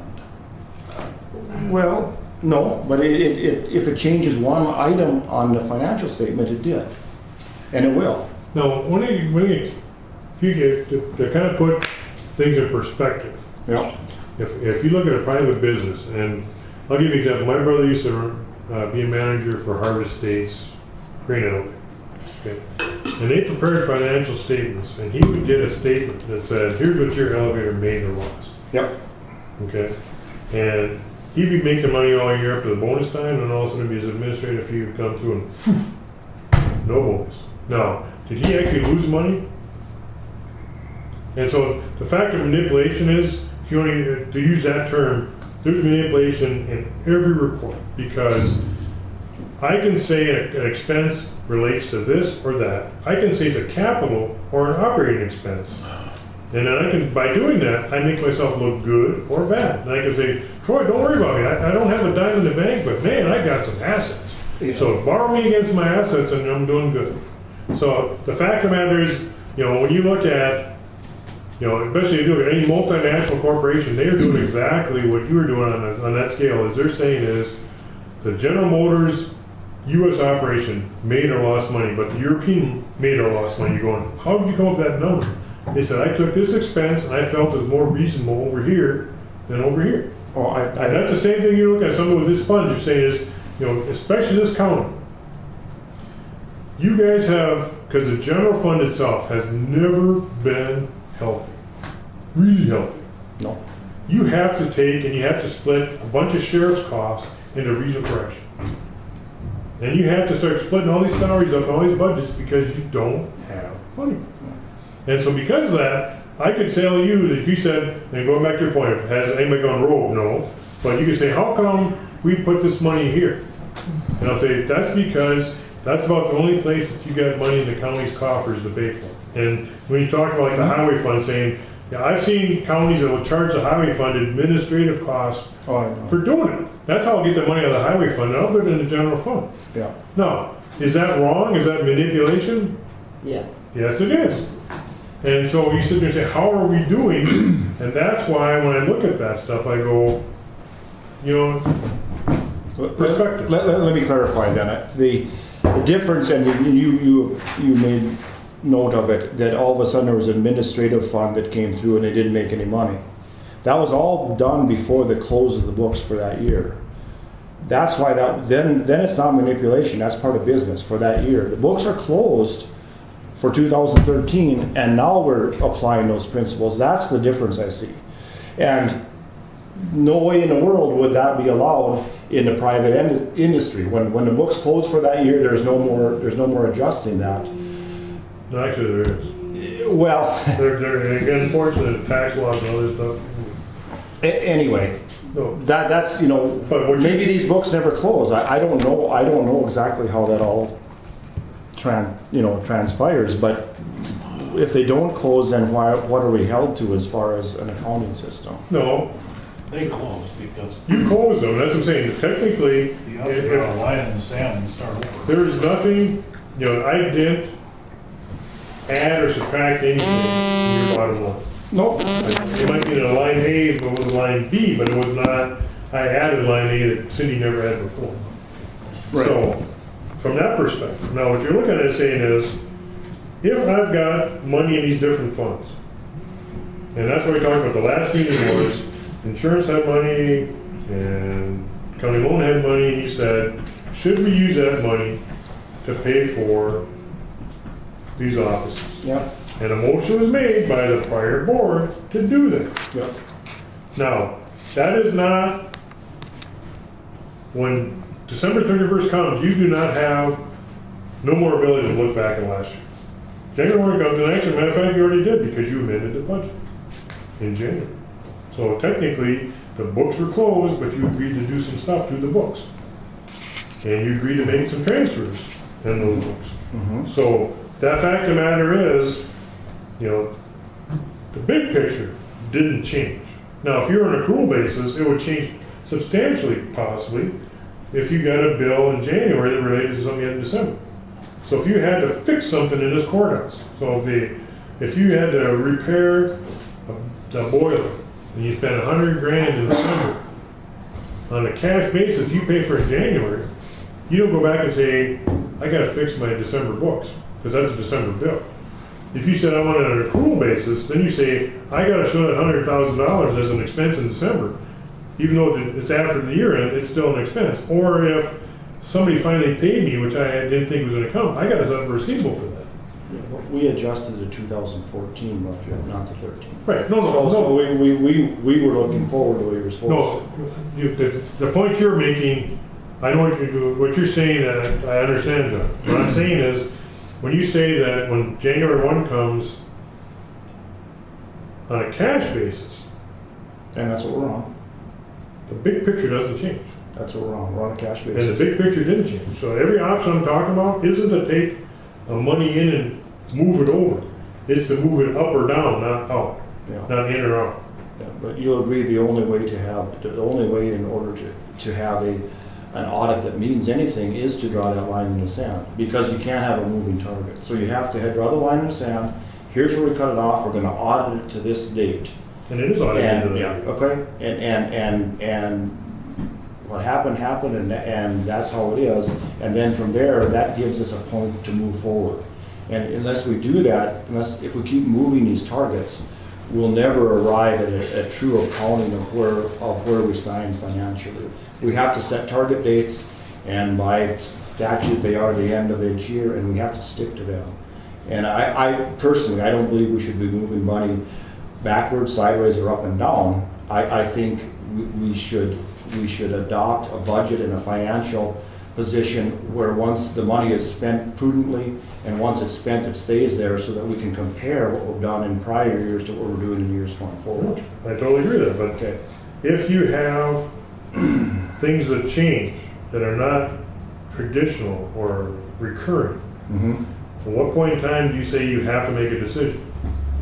And see, that's what we're probably running into. I mean, if you look at it from Cindy's perspective, if December 31st comes and she's looking at a couple funds and going, rats, this Yep. isn't gonna look good.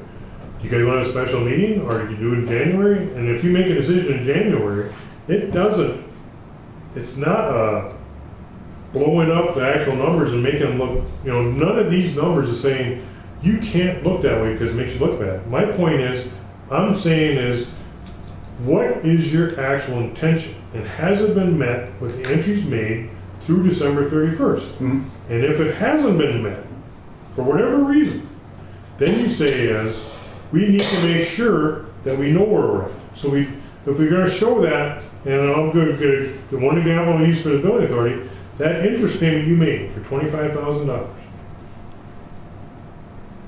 that is on the lease.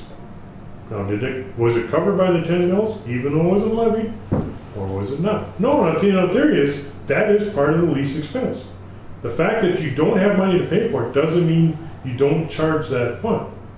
And that's why when I talk about these options is, the fact of the matter is, what was your intention when you wrote that check? Because you're going, now that you say it that way, that needs to be a cost of that fund, because that was what the fund was set up for, and eventually we'll get enough tax money in to cover it. But it's going to be in the hole as of December 31st, 2013, because that's the way the system was, and that's the true picture of that fund as of that date.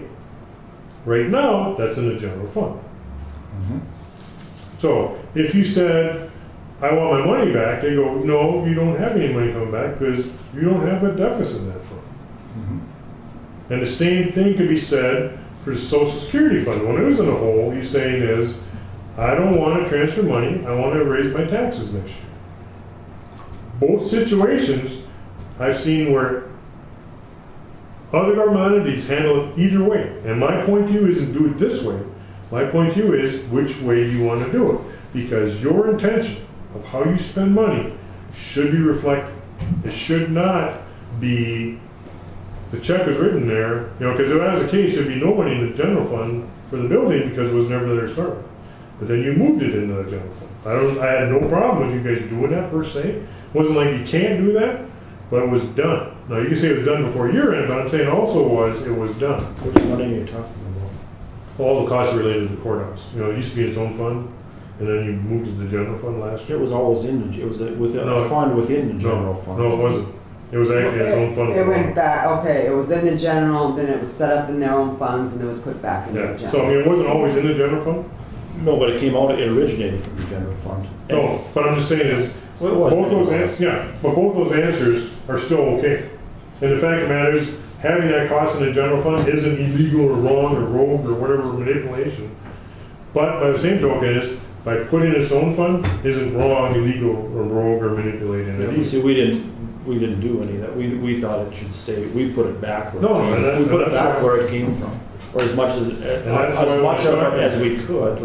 It originally, you know, it was scraped together from all over the general fund to form the courthouse fund. Yeah. Well, and the general fund is also insurance. After the fact, after the 2013 budget. That wasn't a budgeted fund at the start of It 2013. wasn't a budget fund, right? Right, it was created halfway through the year from funds scraped together through the general fund. We just put it back into the general fund from whence it came, basically. Well, but technically, money went into the general fund from other funds.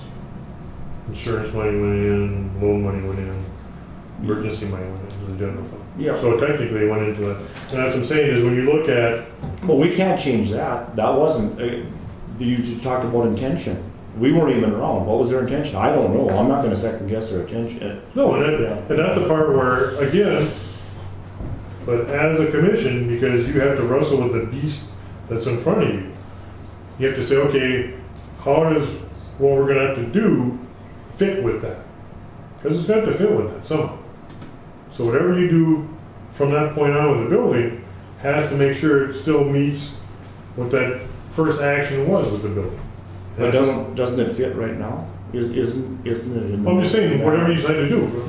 No, but isn't it in the most manageable, straightforward position it can be in right now? One problem you're gonna have, and we're gonna go back to the whole EOC grant.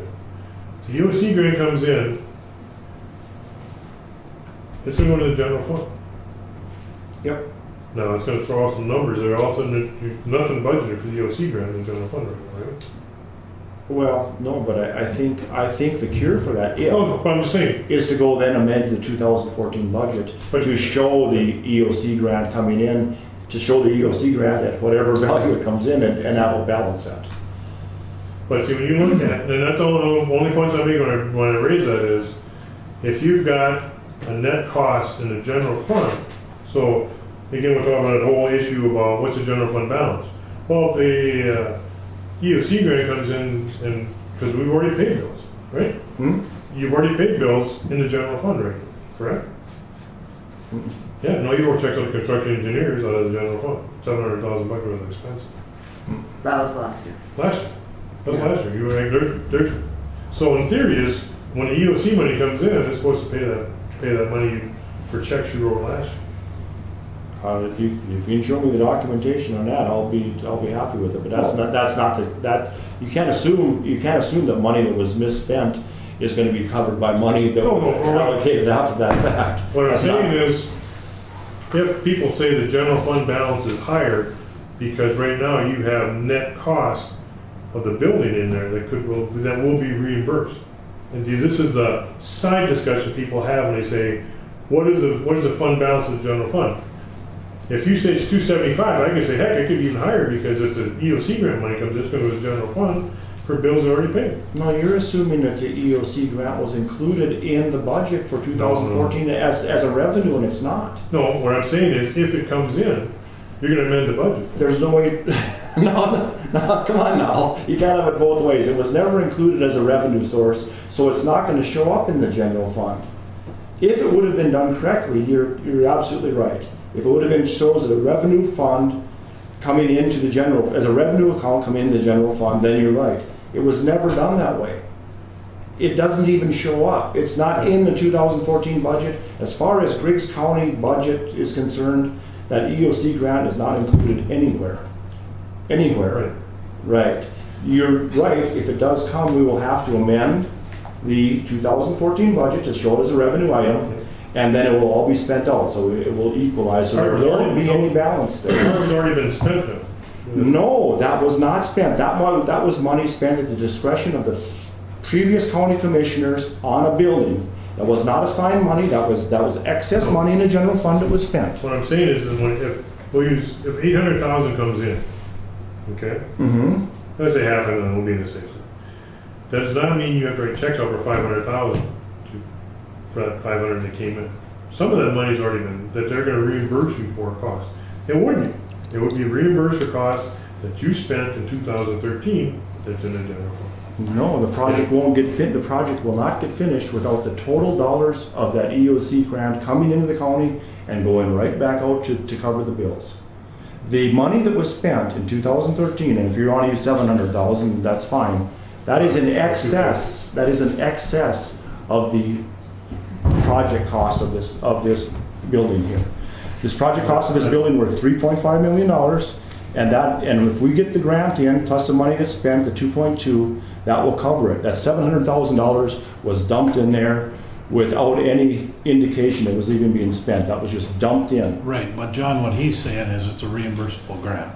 So the fact that the money was spent from the county, those dollars may get reimbursed. Yeah, but If they're it'll go right eligible. back out again because we have to finish the building. I know that. Right, so there's not gonna be an account balance on it.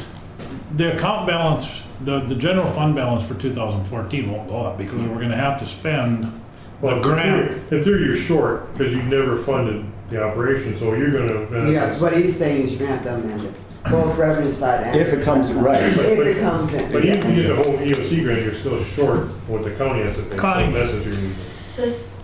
Just as, apart from that, if the EOC money comes in and goes into the general fund, won't they consider that commingling of funds? Yes. If it doesn't go into the EOC, its own separate? So we should go back to using those other I don't know what the account answer. numbers outside, because we have now an account outside of the general fund that's called EOC grant. Well, the commingling in the funds doesn't have anything to do with my interpretation of whether or not it comes in and goes in a separate account in the county. The commingling of the funds is basically the fact that we have a private in the county and a public entity. And if you look at the denial of that $73,000 that construction engineer, or excuse me, that architects were paid and then building authority paid it and the county reimbursed them, and they denied that because they called it supplanting of funds.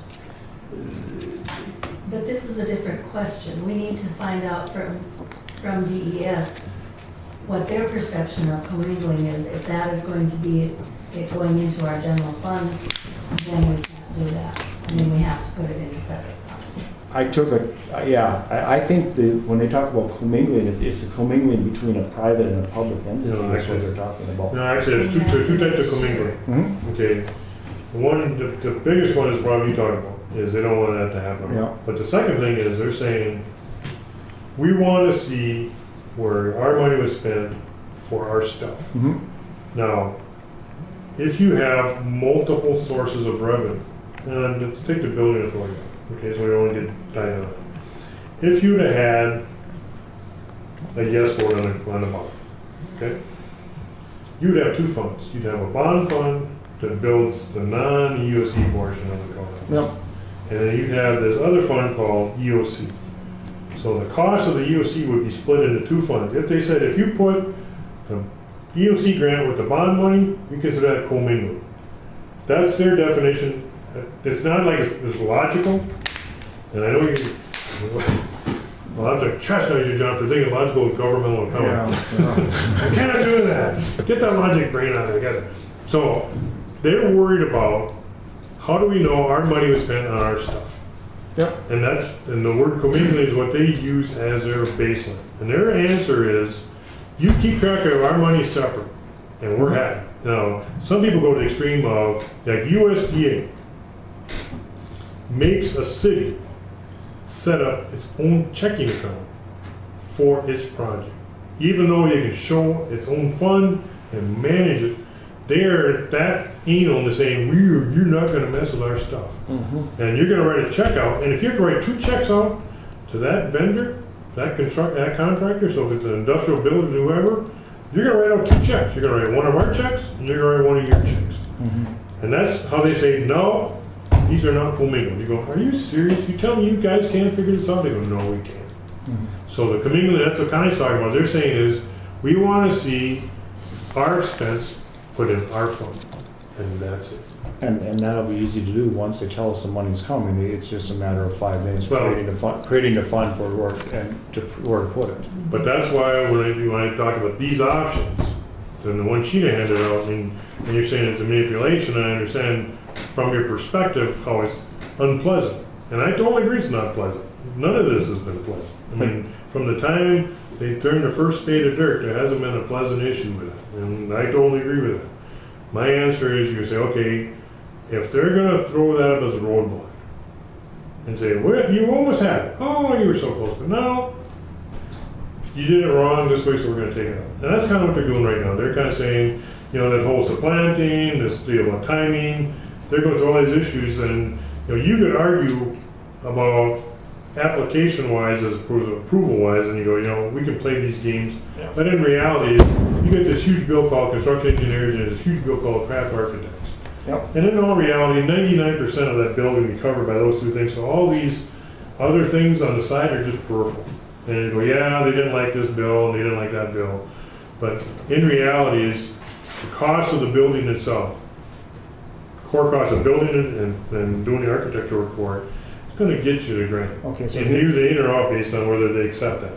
Now the question is, they're going to say, is, okay, we've got 2 pieces of this building, and right now, not only do I not see its own fund because it's in the general fund, so I have no idea. I got to go line item through line item. I'm not liking this, and I'm going to just throw it out. He said, okay. Regional inspector is going, hey, whatever that fund doesn't have, whatever this building costs, is going to come out of the general fund. So why not just put the bill in the first place? Just like, you know, no manipulation, that's honesty. And you go, but the problem is, they go, for our grant purposes, we don't want to see it there. We want to be able to see this thing called EOC building fund. And in that fund is going to be $1.3 million of expenses. And there's going to be $988,000 as grant revenue, and there's going to be a transfer in of $329,000. That's what they want to see. Okay, using your scenario, that's good, you got to that point. All right, so we get the grant funds, and under your scenario, we've already paid about $1 million in, with the $300,000 that would be transferred in that came back from the building authority, and the $700,000 that was paid out of the county general fund prior to. Well, actually, the 290 became a wash. Okay, so so that's just $700,000. Okay, so the $1 million of grant funds come in. It's got to go right back out again. So now we're going to have to show that account because we have to finish the building. There's still $700,000 owed there, plus the $700 that was spent. So now we're going to have to show that fund at $1.7 million rather than the $700,000. No, because part of the 7 and the 7 gets split. It doesn't matter. It's got to be paid. There's still that $1 million to be paid. No, the first 7 spent, and that's why if you look at option 3, okay, in that building cost, of the 700 spent, 25 was technically the lease, 289 related to the building, 480 related to the EOC center. Okay, so the 700. So when you keep it at 700, then the 700 you're going to spend now, again, proportionally speaking, is not all EOC money, and that's why you got the $3.5 million. And you got 1.3 here and 2.2 here, right? And the 700,000. No, the 700 is part of this already been. That's why I'm saying there's money coming back because you guys have already written checks out for the EOC building. So wherever that money's at, that's why if you look at option 3, the EOC center right now at the end of the year is in the hole because it has no money. So if they agreed to pay what you had paid as of December 13th, you would get a check from the DES for $480,000. It would come in, it would go to the EOC fund, and that fund would be at 0, which it should be, because it's always at 0, because it's not a profitable thing, it's a break even. Okay, here, an easier way to put it.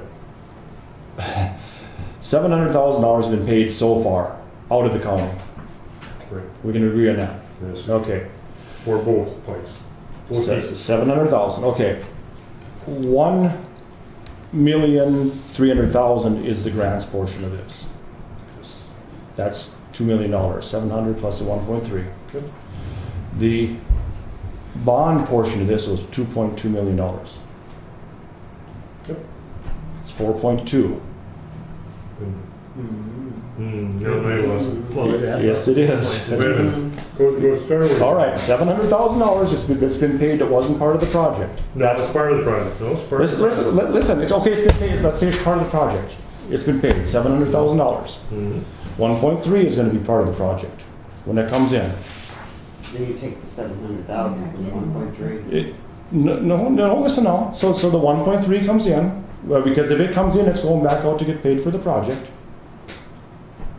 You're showing you're paying it. No. No. We don't pay 1.3 back. 980,000. Okay, well then use the 900. It doesn't matter. We're in excess. The money that you're talking here is in excess of the project cost. There's no other way around it. 2.2 million. Okay. 2.2 million. $2.2 million Is is. building fund. Yep. 2.2. It depends on how much is left to pay. Well, it's going to go. No, it's going to go to the guaranteed maximum. We're already over that, so we know what it's going to pay. It's going to go to the 3.5 some $million. And keep in mind the building authority's already written checks out in 2013 also. $2.2 million. $1 million coming back, and 700,000 if you want to do it that way. So you can't, the 700 is part of this 3.2. You can't put it in there twice. You're doubling up on it. It doesn't sound like it to me. But, No, keep in mind So is, you're saying that when that money comes back from the money comes back from the grant fund, that it's going to get to sit here in the county, it's not going to have to be spent again? no, you already spent part of it and you're going to already spend more because, All of it. All You're of gonna- it, right, Connie? I think so. right. Okay, so there. We're going over. There we go. So all of it, so if we spend all of it, then we're going to be up at $3.9 million for this thing. No. yeah. Yes, it is. Okay, if you owe 3.5 million, do you agree? Yes. Okay. You spent 700,000, do you agree? Yes. So you're down to 2.8 million you're gonna have to spend this year, right? Mm-hmm.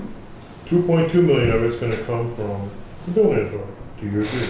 Mm-hmm. That leaves 600,000, right? Mm-hmm. 600 plus the 700 is $1.3 million. So you will spend $600,000 this year of county money, 988 will come in, you will have a surplus technically of 388. Talk to Connie. There's already bills over in excess of, we're gonna spend every dime of that grant that comes in here. Yeah, because the project is going longer. If everything had gone, that would be about right. Well, we go over because we're having to build up new walls and stuff because of moving social. So you're saying the $3.5 million number is no longer relevant, it's gonna be higher than that. Yeah. That's what I've just been trying But to see, tell no, you. but see, you're using the 700 as part of that discussion, I'm saying is, Because it was spent outside the project. The $700,000 was never. no, that's part of the project. No, that was It's part of the project. That was part How of in the world do you figure it's part of the project when the project it. is? It was paid to construction engineers and craft architects, that's who got the money. It never came out of the bond. Yeah, it did. Bond fund. Bond refunded us that money. Refunded. Yeah. It doesn't matter. 2.2 plus 1.3 plus 700,000 is what's going to be spent on this cash money. That's what's going to be spent on it. No. Or has been. Yes, it will. We will not have it. 700 is included in the 2.2. Then you're saying that when the grant comes back, we'll have $700,000 to play with? Absolutely not. No, it has to be paid, so we, You pay it back. to but the- technically a grant, you have to spend the money before you get it I- back, so when you get the money back, But we're going to spend Yeah, it it's again. spend. We're going to spend it again. you know. No, you're not gonna spend it again, you're just gonna get reimbursed, and that's why, you know.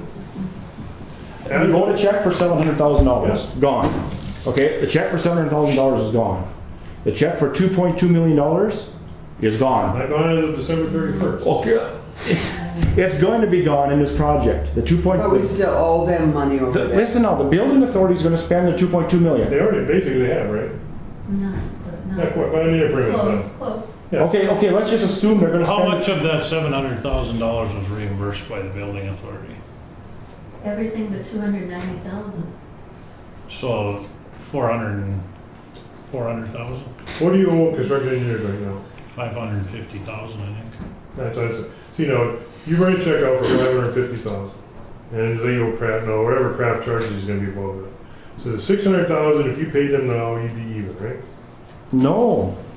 We're gonna owe $3.5 million in this project. Yeah, but what do you owe right now? And if you actually legitimately settle it. We don't know that. We're gonna owe $3.5 million. We had the money, the funds, the 1.3 and the 2.2 to cover the 3.5. We spent another $700,000 over here in excess. No, you didn't, but 700 was not in excess. It wasn't. Watch what happens. We will not have a dime left. No, you're not gonna die left. So when that grant comes in, when we get our $3.5 million in from the grant and the bond, that's spent plus another $700,000 out of the checking account in 2013. No, not both. The building authority out of that 700,000 reimbursed us 409,000. It doesn't matter, we don't have it, it's still gone. It's still got filtered away into this project, and that's the point all along that Ron and I were making the point of when we're trying to get the true costs on this thing. And there was a bunch of money that was spent prior, and it was architectural fees, it was drawing fees that weren't associated with craft or any of the other. Right, because the burns come in and All those other fees that weren't associated with the project, that's where this $700,000 come in. Wasn't that the 700,000, the bulk of it was written out to craft and to Construction engineers. We're still going to spend that plus the 2.2 plus the 1.3. But that, you're talking something that happened before the budget even came into effect. Yeah. But yes, they are using that to get money back on the grant. If you talk about the total cost, I agree it's gonna be more than 3.5 million. I agree with that. It already has. And it's already If you're including But- those previous costs.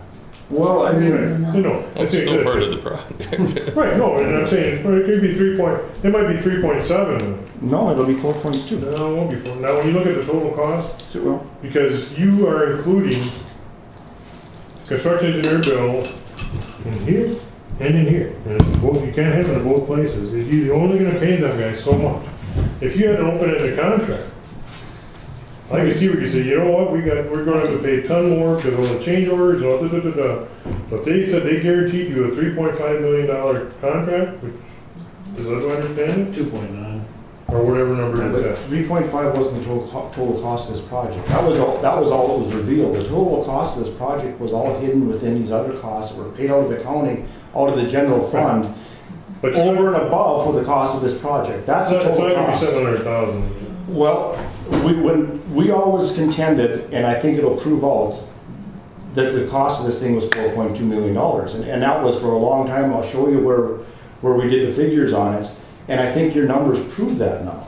I've contended that for a year, and so has Ron, and watch what happens. We'll go in and we'll add up. You've already told us the 700,000 has been spent, and the rest of this will be spent towards this project, and it will be 4.2. No, see, you're including that same 700 twice. And the 700 wasn't spent before, it was spent during the project. It was spent in support of the project. How about that? It wasn't.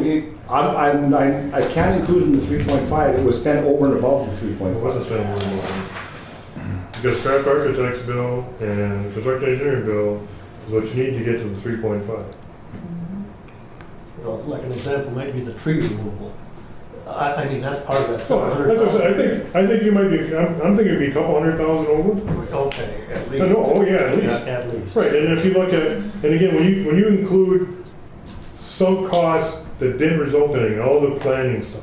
That's what I'm talking And about. if you throw in, then you start talking about how you had to spend money for those trailers for a couple of years. and that- Absolutely. Yeah, no, man, now if you include that, John, you're right. That's what gonna I'm be including. That's what I'm Okay, but I'm including. saying is, if you say, what did it cost to build this building? It's not gonna be 4.2 million. From the time this ill-conceived Okay, idea there. was put forward All right, then, I won't get that one. 4 years ago, we've always contended that when it was done, including the cost of craft architects, it was going to be 4.2, and your numbers back that up. Oh. The 700,000 The plus number the you 2.2 plus the 1.3 equals exactly the number that Ron and I have been talking about for a The year. number you're talking about, see, that's what people argue about, well, the cost of this has nothing to do with that. And I'm going, hey, you know what?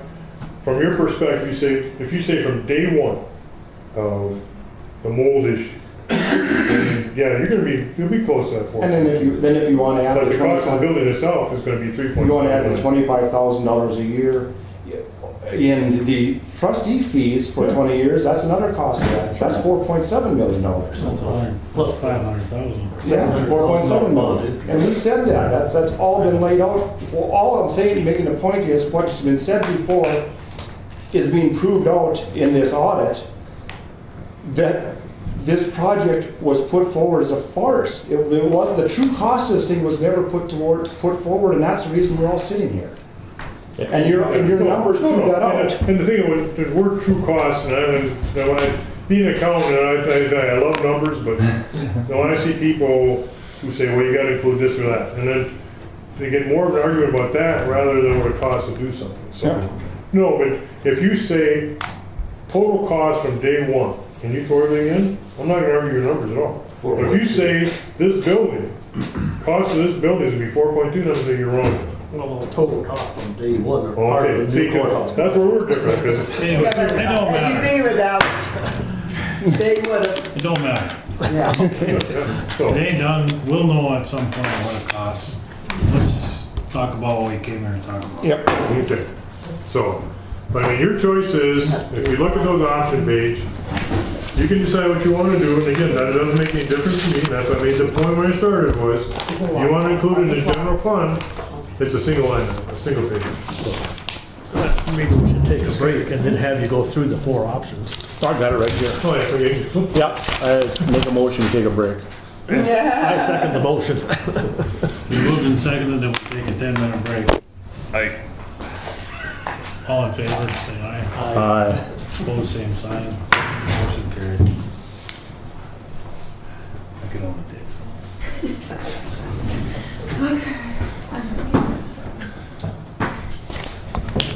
I got it. The 409,000 went back into the general fund to fund the county budgets. But yeah, but part of that, when you're talking about the expense, they would have spent it anyway for renting those trailers until the problem was fixed. Mold was never a problem.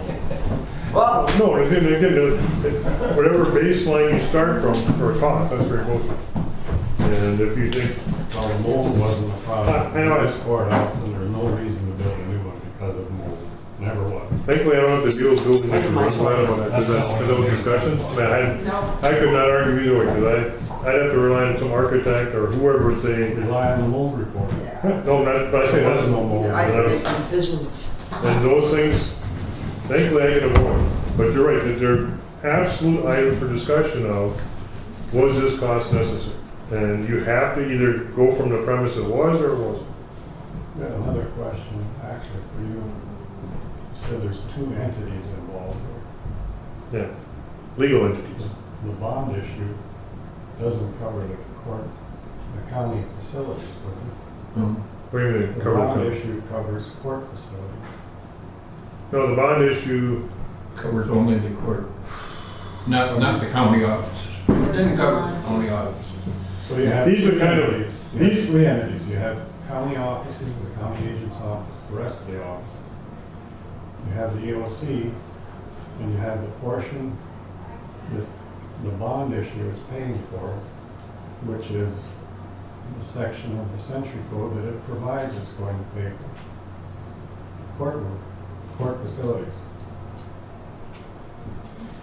When they took that out of the legislative, I know what you're talking about, it, 5750. yeah, it wasn't designed to pay for anything other than court facilities. Here, how long is it left? How long you left? I don't know what not. Can you have a meeting out front here? So there's, Again, I thought it was done an hour ago, Bob, so I don't know. as far as accounting, there's three entities that I see. Well, see, the one thing you look at, and when you've got, They're using the county money twice. They're using it for the EOC money, fronting up the EOC money for the grant money, plus they're using it for their buildings. So They're using that money For towards, non-judicial offices. yeah, but they've also used it as a share, But it's not county only, share of that EOC grant. I waited till 2:30. it's not only judicial offices, it's also like the sheriff's department. So technically, if you look at it, The EOC is the sheriff. yeah, That's the grant. technically, part of the bill is being paid for twice as part is not being paid for at all. That's right. In That's theory. three entities. But, well, the county unit itself is kind of strategy. That's an entity all by itself. Well, I'm just It's not- telling you, is this It's is not covered by the a, law. It's not covered by the EOC. Those offices have to be paid for by taxpayers. That's a third entity. well, technically, the bond is a county, so that's only two entities. Well, the lease is anyhow. Right. But see, in theory this is just because of the hybrid, they've never addressed, in theory, all the issues you raise. And they're valid, you raising valid issues, and their answer is, I don't have an answer. So when you say, how's this being covered, they'll just say, just accept that it's being covered. That's what they'll tell you. Now, I don't agree with that, but that's what they're saying. And all the different things But that that puts the county commission in a bad position. What, you talking about 57, 15, 59? right. We're out of compliance with 57, 15, 59. The way it sits, we're gonna be a little more out of compliance when we move social services in there, but it don't matter. Out of compliance is out of compliance, and there's no penalty for being out of compliance. What are they gonna do? I don't know, see, that's just it. I mean, I don't know what exactly what you just said. I don't know what the ramifications would be. As long as we're out of compliance, we might as well try to do the right thing. A bulldozer? Problem with that is we'd still have to pay for the lease. I'd be happy paying for that lease if it was bulldozed. We're taking a strong stand there, sir. I don't like things shoved down my throat. I agree with that. I don't either. I totally agree. But we'd still need to do something with this building. We're gonna have to do something with this building no matter what happens. Problem is, You're obligated. the covenants of the lease, if we have to keep this building and maintain it forever, there's no value to the grant. Because at some point in time, this will cost more than the grant's benefit. I don't know how long that, I mean, it depends on how you, Wouldn't that be a part of the cost though? Maintain- I mean, when you're talking about total cost, maintaining this building ought to be charged. That was In written- my bookkeeping, it was written that in should the also agreement on be this charged thing. against the building. So Yeah. maintaining. Because of that, you part still of the gotta take cost care of this this. one. Well, that's what I say, but You that's could- part of the building cost. you could make that argument. Yeah, so if you, when John and Ron come with your number, you throw that number in there. And it could be Well- closer to 5 million over 20 years. Well, and even if you said, okay, at the end of the day, the project cost 4.2 million, and you didn't have to keep this building, it's still gonna be 5 million, because it's gonna cost you the next $800,000 to get rid of this building, fill the hole, and Can't make get it, rid of it. and Why build. don't you get rid of it? Huh? We better Why wait don't till. you get rid of it? Well, if you could, if you could, meeting. that's all he meant. No, I'm saying the cost is going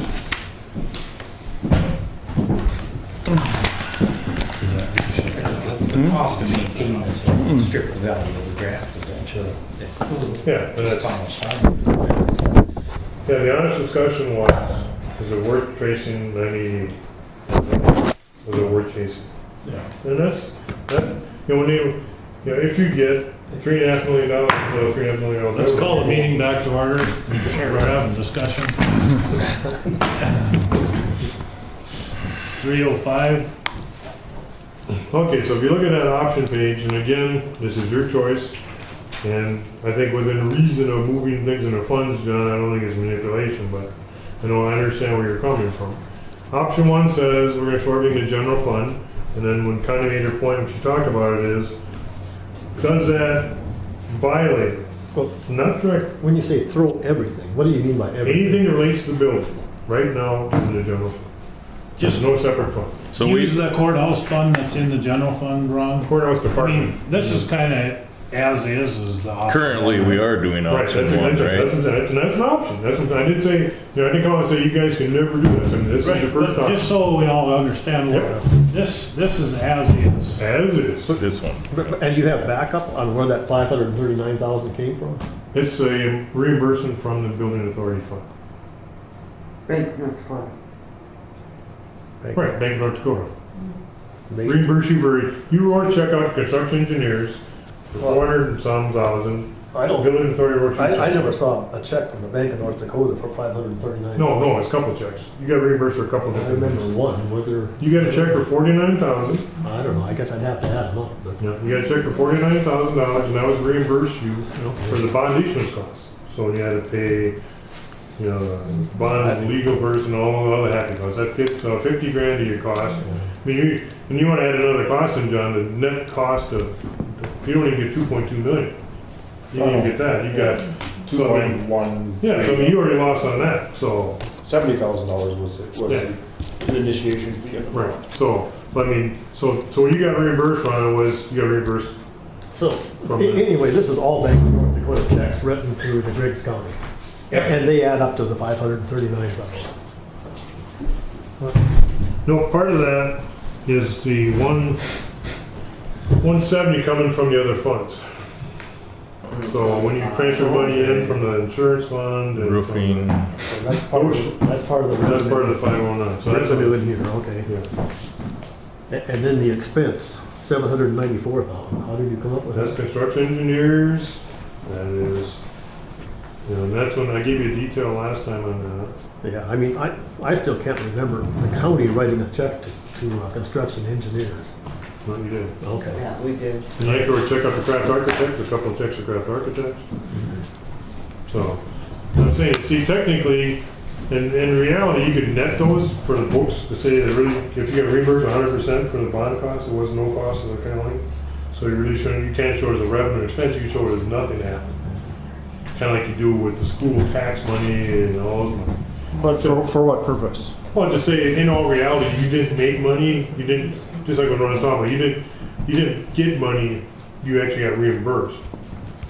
So, two choices of handling reimbursements is you show both the revenue and expense, and the next one is you say, show it netted out like nothing happened because it didn't happen. You know, when you keep talking about what did the county spend? It didn't spend 754, there were checks out for that.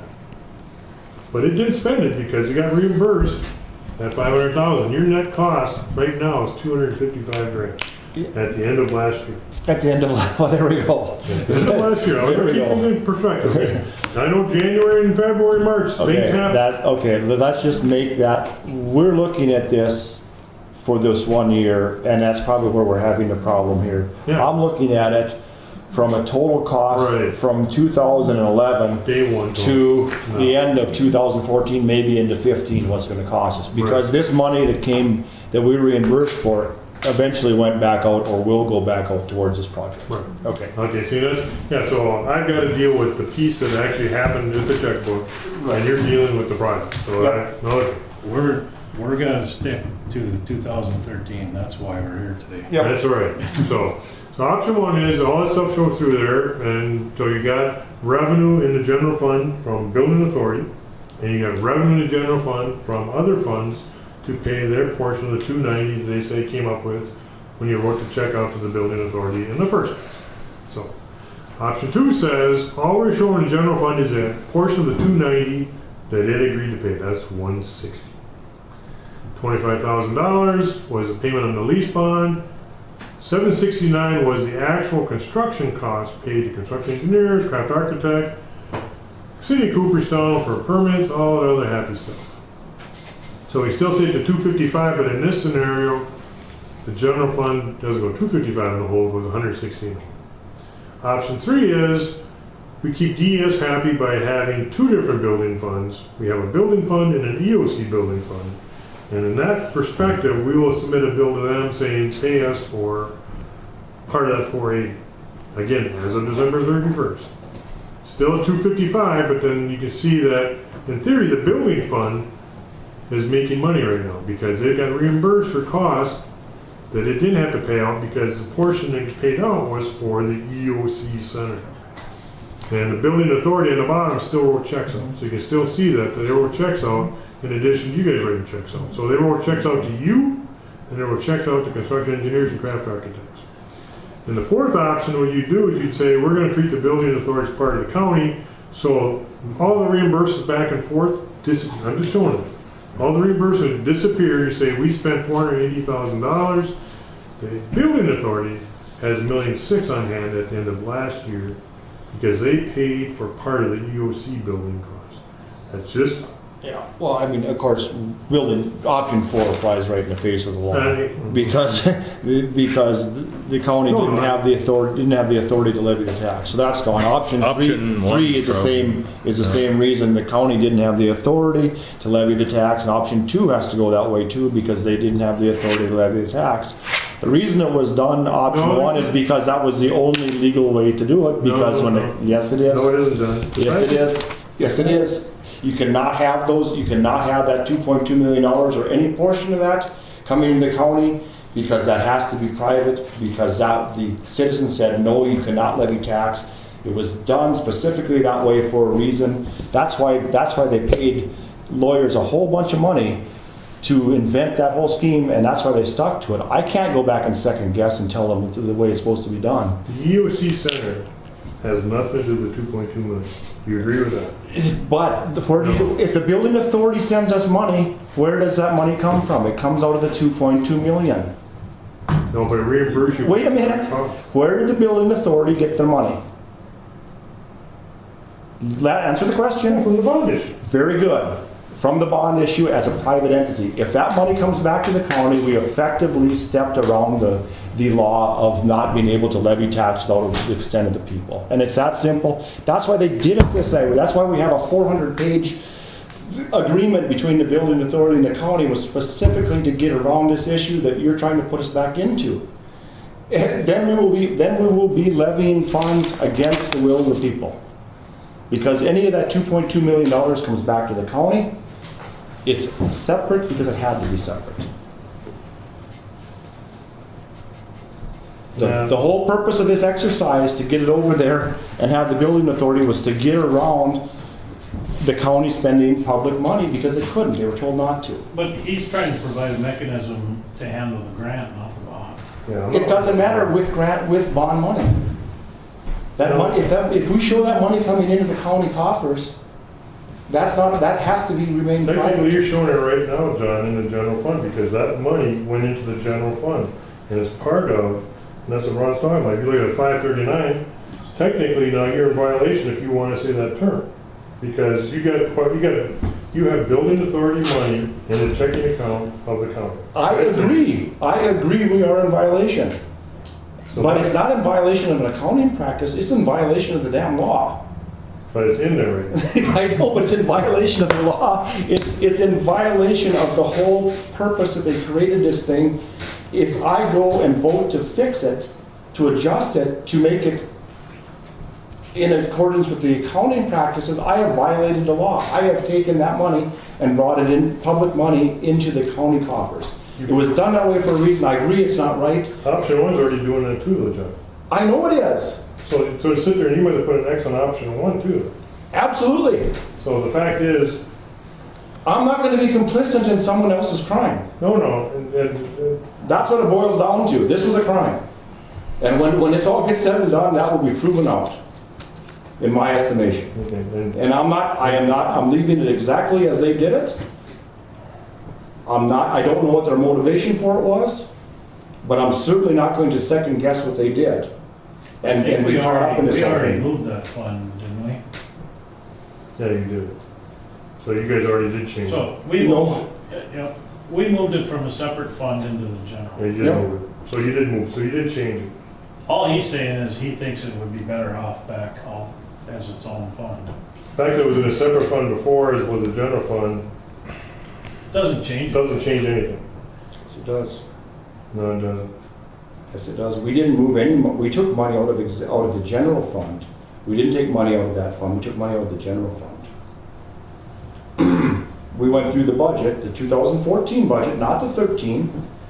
We went through the 2014 budget and took money out of that budget and put into the 2014 courthouse fund, not 13. We have not touched 13. No, when you made the motion to move all bills from the courthouse fund to the general fund, you changed. 2014. No, 2013. Wrong. When Cindy made the changes, That wasn't us. We adjusted the 2014 budget, not the 13. We did not I'm not talking adjust. about the budget. I'm not talking about the budget. I'm talking That's where about- this money came from. We adjusted the 2014 budget. We did not touch the 2013. Not we moved the that budget, but the funds. The actual expenses move from one fund to another fund. It doesn't make any difference. They were in there already. They were in the fund, they were in the budget already. We didn't move them into the budget. They came there We're not talking from about the outside. budget. We moved the fund. Just within the budget, we didn't put it there. Yeah, you did put it there. The building authority sent it to the county. We did not put it there. Once it broke the barrier of the public and private entities, that's where it was in violation. Not once it got into the county fund. Once it's in the county funds, it's there. It was sent from the building authority to the county, private entity, public entity. That's where the problem lies. And now that it's there, you have to decide, are you leaving it in a separate fund or including it in the general fund? That's what he wants to know. Has nothing to do with the budget. It has nothing to do with whether it should have come in or not. And this is where- But the rest of your items do have to do with whether it should have come in or not. No. What I'm saying is it has to stay where as it's No, all not. I'm dealing with is the money that came in. That's all I'm Just have talking to about. show where Mhm. it lies. And where does it? See, this is the point when Connie talks about the commingling of funds. In the general fund, if you say this is a building expense, it is in theory commingled with the building expense that relates to the courthouse also. So when construction engineers and craft architect bills come in, is it one bill or is it two? And as you've always been dealing with that issue, and the question comes is, how do they want to see that? Or do you want to accommodate them at all? And you can argue about whether you should or shouldn't. I'm not going to argue about that. And like I said, there's nothing in here that I'm real crazy about. Everything, there's nothing here that said, man, I think they should do this. So your motivation for this budget then is to try to fix the mess with this grant? We didn't hire you for that. I'm just saying. We hired you to I'm audit just the saying, books. I'm saying you're looking at options. And one of the options is when you talked about accounting for those expenses, you have your choice of where you account for them. And that's all I'm talking about here. It's not whether you should or shouldn't. I'm saying here's the things that you could do. But one option is none of these. No, it's not. We're already in option So one. option one, if you do nothing right now, it just stays on option one. That's what we are. And we have a game plan for fixing the grant. The DES has given us that. Okay. By the rejection, they gave us a And if you step-by-step want- process, to fix it. We have it, I mean, it's rejected and here's how you fix it, but I think we maybe have a problem then with what you assumed your duties were. Your duties were to audit the books, not to try to, well, no, but the options you put forward are to try to solve a problem you weren't hired to try and solve. That's not, John, that's not altogether true, because I did meet with Harold, Yes. and we talked about this. I don't care if you met with him or not, the board did not hire him to fix this problem. Well, we hired him to do a pre-audit on the project. And that'd be one of the issues raised is when you talk about the I commingling of disagree. funds. I disagree. We have a game plan to fix this thing, and the DES, why would we second guess what they've already told us to do? I'm just saying, I was asked to look at it, I'm looking at it, John. You don't want me to look at it, then just go with option one. Connie, you've been working on the accounting end of this grant. You've gone through what the DES is asking for. I've started, I haven't gone through it completely. Is there anything in there asking us to change the way we're accounting for the reimbursement? Not, I've only gotten through the first one and the part of the second, Okay. so I haven't seen anything yet. So realistically, we probably don't have to do anything with these options today. Bob? No, you When don't. we had that conference call with DES, construction managers, construction engineers and architects, one of the questions posed to Greg was,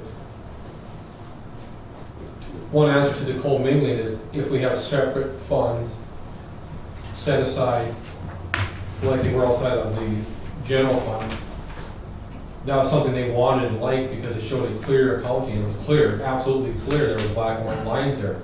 Where the money lay, that wasn't part of our situation, but they liked the idea that that was sitting in the EOC fund, the courthouse fund, the bond fund. They liked those being there. That was one of the things they talked about in that phone call. Well, I have been through all five of the, So all five of them, and I see nothing, any mention of changing the funds around. okay, but in the judge advocate letter, co-mingling, they talk about that, and that's what Harold's explaining. That you can't show a separation or a non-co-mingling if it's laying in the general fund. That's my understanding what I'm getting from listening to Harold. And that's what I was understanding. Why would we try to second guess, but they've asked us for something specifically, they said, here's what you need to do. Why don't we just do that? That's Okay, what we're doing that, but also the thing that keeps coming up is this co-mingling of funds. And if I'm understanding Harold right, he's saying one answer that we had that question answered once, for the most part, when those funds are outside the general fund, and now they're back in there. That was one of the answers I'm understanding this conversation. I may be wrong, but co-mingling was one of the issues that has been raised and talked about openly by the commission about how things are done wrong here. Absolutely. So now, but Harold is here, and if whether he's out of his capacity or not, if I'm missing something here, I guess I apologize. But he is making it sound like we should take those accounts back out of the general fund and leave them by themselves where they were previously, so we can show those black and white. We have an EOC account now, don't we? No, Within the general fund. Right. it's in the general fund. It's an account, it's not a fund, so it's, the bills are not split between the two pieces. And the commingling part of it, the biggest part of the commingling part is it was never billed separately. So what part of the $539,000 that the county paid was actually towards the EOC? If you go on percentages of it, only 39% could actually be taken towards the EOC part of it, but they've already said that they need to have that invoiced that way. And it was never invoiced that way either. So we're talking about a minute amount. We're talking about 40% of the 538, which is $200,000, is all we could switch over to the EOC eligible portion of this equation. No, it's technically when the building authority wrote a check this year, they were paying both shares of construction engineers, so they paid the entire bill. That's right, and that therein lies the big problem. That's what I'm saying. So this is when you start talking about how do you determine if percentages are spent. No, Yeah. they ask for invoices. If you've read the Right, request, they right. ask for specific invoices identifying the funding Right. sources. And then what they're gonna look at is, if you go back to each bit check written, they're gonna say, well, 100% of this check was written by the county, because the first check for construction engineers was written by the county. And only 40% of it should have been technical. But then the next check, 100% of it was written by the building authority. Mhm. So they're gonna say is, this invoice doesn't match up with the checks you wrote. If you had separate funds, you say, here's how we split that check up. Even though it came from us, it got split into two pieces. And how they said, how do you show that? We tried that. That's how they Well, sent in we the can do that request. today, as we are. They did it already. That's how they sent in the request. They sent in the whole, like they took construction engineers, let's just use number one, I don't even know the numbers, but it was a total figure, and then they broke out the EOC costs on that, me and Connie and Bob, and they sent it in for reimbursement, and what the North Dakota DES said was, we need to see separate invoices justifying these costs. And this won't help any of that. This won't help any of that. Because we already actually have the funds set up in the general fund. The only question they're gonna have is, if you use, and this is the part where you get that whole issue about the county wrote a check out and the building authority wrote a check out. But you paid some of their money with your check, they paid some of your money with their check. And I don't know how you address that, because I think you're gonna have to address. That's the it. problem, they're trying to address See, that. those have been broken down to pay requests by EOC courthouse, and now, since that denial of them reimbursement requests, construction engineers have come forward with Craft engineers have came forward with invoices for those. Right, And but they're not accepting those, That's they how just it's- want more copies from us. But Right. like I said, the only thing you're gonna look at, and this is the part where they're gonna say this invoice was not paid for by the county. Invoice Yeah, 2 or 3. and the And question how many was do that's posed, fine, I the don't- question was posed to them, is, bond funds local money? Yes, it was. And I have two emails stating that back from Greg Wills. That's right. So the $794,000 is what's actually been paid towards this project out of the county funds. Yes. Okay, so Part we of have, the reimbursement. okay, so what Bob and Connie are gonna do now is they are going to adjust the invoices from construction engineers and from craft architects to reflect that being all EOC money. And that will fix our problem, leaving the books exactly as they are. Because we will show the check for $794,000, or the $794,000 spent, and when construction engineers invoices us for our portion of the EOC and craft architects invoices us for our portion of the project, we can then use that whole amount of $794,000 as justification for the EOC. Correct? Because that 794 was not all EOC. No, but if we adjust the invoicing, Well, we're not adjusting invoices. they're gonna re-invoice it to show that, or to reflect The that. invoices that we're showing, that we're sending to the state are the invoices that construction engineers got Right, from their contract. They're not new invoices. right. They're the invoices. So, but yeah, they're gonna They're show, splitting them, right? They're, Yeah. they're Yeah. going to show the actual portion of the EOC out of this 794. right. Not all of it will be EOC. Well, but if they do it correctly, they'll show that $794,000 has been spent towards the EOC, and then we can show that the county has written $794,000 worth of checks, Yeah. right? Yeah, as long as those invoices can tell that amount. Yeah, well, or close to it, but that's the way I understood you guys are gonna do it. Yeah. Is we had And that's to, going we on needed to right come up with a amount we spend, a legitimate amount spent out of the county treasury, and then we need to match the invoices to it, and that's what we have. But if you put the reimbursements back against it, then you're not at 794. You're just not. What the building authority paid the county reduces the amount the county actually wrote checks on as of that amount. Right. Yeah. But, That's what it is. but all we care is that No, I'm just saying, I think there's a couple more obstacles, and that's fine. I don't know how you best deal with that's your issues. But the fact of the matter is, you wrote a check out of the county for non-EOC portion of the bill. The building authority wrote a check out for part of the EOC. Because when each of the entities paid 100% of the current invoice, and that invoice, when it's split, it's still gonna, that's great that they're doing that, but they're gonna say is, okay, you spent $400,000, but it wasn't all EOC. So you don't get credit for the 700,000. And Therein lies the problem, but the rest of it doesn't, none of the rest of these fix that either. Because the time frame won't allow it. if you show the expense, if you split the bill up into its own fund, you're gonna have to overcome the who's cash paid for. That's right. And I don't know how you're ever gonna deal with it. That's exactly right. That's why none of these options have any difference. It's the amount that we spent, we have to break that up invoice-wise to show it was EOC money. And we have that, and we have the ability to do that with, just as the books stand right now. No, you're not. None of them are, the option 3 would show, it would match the invoice under the EOC fund, whether it was paid or not. Option 1 doesn't show that. It just shows a check to construction engineers. That's it. right, but For 400,000. but the thing is, No, the bills have been paid. in total. Right. So, the state is going to have to treat the bond fund as public money in order to get this thing unwound anyway.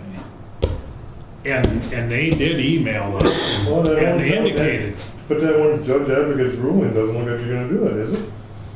Is Well, that they have reinterpreted? contradicted themselves so many times. Yeah, no, that's just it, that's the part where I'd be more. I'm just leery of going and trying to make changes when we're unsure of what changes they want. I totally agree. And then we look like we're trying to scheme and trying to let I've always contended I don't think there's a technical fix to this.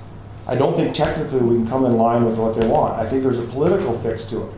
I think we throw ourselves on the mercy of the powers that be and say we screwed up and is there any way we can get this fixed?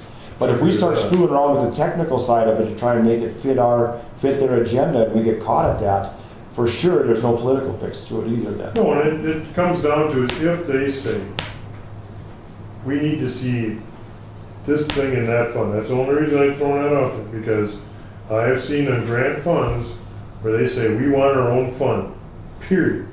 Not line item in the general fund. That doesn't cut it. We want to see our own fund. And that's why, when I talked to Troy and he talked about that, I said, here's some things you can do. And are any of them flawless? No. They all stink. I hate to use your own words against you, but what was your true intent when the check was written? Yeah, that's exactly right. And that's what we're faced with here. That's exactly what And it isn't even us, it's somebody else, so we're trying to decide what their true intent was, and I'm just not. No, but in theory, every time a bill came from construction engineers and craft architect, it should have been saying, building authority, write me a check. Absolutely. County, write me a check. But that's what Bob and Connie are gonna try to But rectify. the check's already written, what I'm saying is already written. Well, we can say they No, that's wrote it for expediency, but they're gonna say that it was written because here was a portion. Here was, I Well, mean, and they're gonna have to, you're exactly right, they're gonna have to say, we're gonna find a way to make this work, because we can find enough ways not to. none of these fixes is gonna make it work, other than if we just, If option 3 would give them a chance to say, give us our own fund, we see our bills, we see the invoices, we see it in that fund, we see happiness. And they might do that, that's all I'm saying. This is really a question for the 2014 budget then. And I'll say when we get EOC money back, should we put that outside of the general fund? No, you can't now, when your system you're at. but it'll still be separate. It'll show coming into the DES as a revenue. You know, we'll amend the budget, it'll show the full amount as revenue, and it'll show it being spent back out of there. And that's a separate, we can make a separate fund within the DES to keep it separate. Yeah. We go to the DES budget and then and within that budget, create an account that says EOC building. That's part of the general fund. Yeah, it's already a general fund account. yeah, I know. What I'm saying is, technically, nothing has been officially issued, and that's what I'm saying, is if you wanted to put 2013s in there, you could move 2014 and split each check up and put them in 2 funds also. And that's the only thing that was an option. You guys talking about saying, is there any way you see this going forward? And that's like, you actually told me at the last meeting, John. I know, but we have a path going forward. No, but you asked me, remember at the last meeting, you guys said, Dave, if you got any ideas, let us know. So that's what I came up with, so. But it's, yeah, I guess I'm gonna have to go back and study the different accounting practices between private and public. 'cause Quite otherwise- positive those DES reimbursements are gonna come back to county, not. it's going to be- We don't know that. Yeah. Well, I mean, in the past, those reimbursements have come to the county, Yeah. because the county is the sub-grantee. So, I think what's eventually gonna happen is a political fix. I think we're gonna have to go and use our state and national representatives to get the DES or Homeland Security and FEMA to let the building authority be the recipient. Because that was an option. It's just when the project went forward, the grant had closed, the grant period had closed, and it couldn't be amended. But a private entity can be the recipient of that grant. And I think the political fix is to do just that, and then that solves all these problems. But we have to, first of all, exhaust the other reason. And I think if you comply with what they request it, I think they'll give you the grant. Well, two things I can share with you that from my phone conversation with Debbie and Greg, as of recent, they want nothing more than I know. money in your hands. I know. That's their nightly goal. And they're a little nervous with all the hoopla that's gone, Greg's gone, and they don't want to make a mistake. That's why, again, they gave you a very detailed description of what needs to be done. Yeah, we're working on that. And why would we deviate from that? And they're not gonna, the next time they deny it, they're not gonna say, no, get out of here. They're gonna say, well, here's what you need to fix now. Yeah. And if they come to a point where they say, well, your budget isn't right, then fix that. And the last resort is we fall on our sword and say, well, we screwed up, we need help here. We can't fix it, but why you're punishing us for one mistake.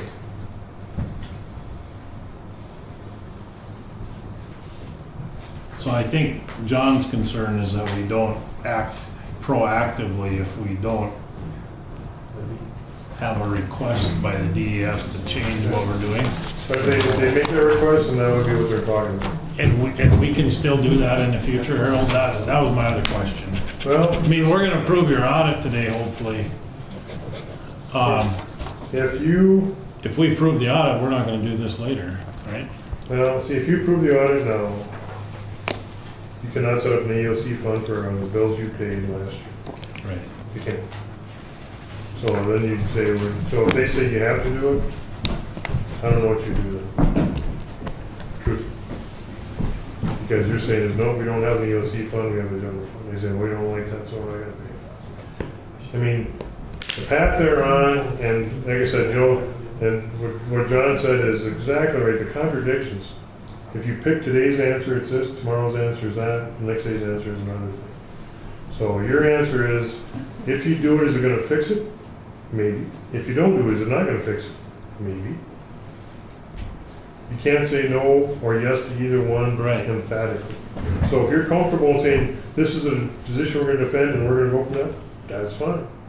I just said, this is one option you're gonna have if you say to them, right. We're making every effort to here, we're showing EOC totally separate, you can see it. That's all I did. The previous commissioners did this on the advice of council. They didn't just come out of the blue and decide to do this. So They set up a separate fund. yeah, but that was within the general fund. No, it's a separate Yes, fund. it was. No, it wasn't, because it was moved back and forth. They did, and then Yeah, they well, unless the paperwork that you gave me is wrong, that was set up within the general fund. There was 4 different funds within the general fund that You concerned the had me EOC. No, we questioned it because they've been set up midway through the budget cycle. And I don't know how it ended up in the books, I never saw the books, but the paperwork you gave us, they were within the general fund. Yes, sir. No, I don't know if I had talked to Harold or what happened, but we had they were paid No, I out of the didn't tell you. general fund No, to I start didn't tell with, you. and then we transferred them to their own fund, and I don't know if it's because of DES then, if it wasn't Harold, someone told us they had to have their own fund. Wasn't me. So we put them back in their own fund. This And is a then you asked fund. me to transfer it back to general. There's a courthouse grant, there's an EOC grant. There are funds set up. And then it got put in there, and then it got moved. But there's a fund 2161, which is called New Courthouse, and there's a fund 2162 called EOC. Those are separate funds. Does it show the dates of the transfers? I've never seen that. I've seen. If you look at your account history from last year, it'll be in there. That's in October and The November. dates. Okay. Actually, in December, you moved it up. Moved it back in. Moved it back to the. Back into the So I guess you general did fund move it. from where it came. So we did that. Yeah. We moved it into the general fund in December. Okay. Yeah. Early October went in, its own fund, and then you guys moved it back. So early October was what they did. They did it. Right. They moved it to a separate fund in October. But if the commission moves that fund back where it was in early October, is that hindering the county somehow? Are we getting closer to the DES's wishes? Because, it was done that way for a reason. Yeah, we just don't know what the reason was. See, and I wasn't part of that. I wasn't part of it either. I wish I was, because I'd like to. I don't remember what. But that was in October, so It would be in the, I know Ron requested the. In the original 213 budget. I don't, it won't be in with your budget stuff. It was zeroed out. Those accounts were zeroed out. I think the reason that we did that is because that money had come from the general fund. And then that 25,000. But the way Harold is doing this option 3, he's leaving that 160,000 in the general fund. He's just moving those other funds. The building lease is a part of the general fund right now as it stands. I don't think we've moved that around, have we? Yeah, you did. I paid it out of the lease payment, the 25,000. And I had to move it into general. With that building. And that shortened our general fund by that 25,000. With that amount was below the general fund. That what they used to call NDCC 57, and we call New Courthouse Fund. That's below. That one, okay. That's below the general, outside. That's on the revenue side. The NDCU made me change the name to New Courthouse, and that's a Yeah. levy on its own. You can't put that. Yeah, that's not part of it. That's just the levy. That one can't go. That wasn't in here. So see, where the fund was, it's 2061. You know, there's like Bank of North Dakota paid to it. And then they're there, they're one of them, and I then do zero. the account history. Like this was only paid for, this 49,000 paid for bond costs, this is what you paid for construction engineers, this is the payment for traffic.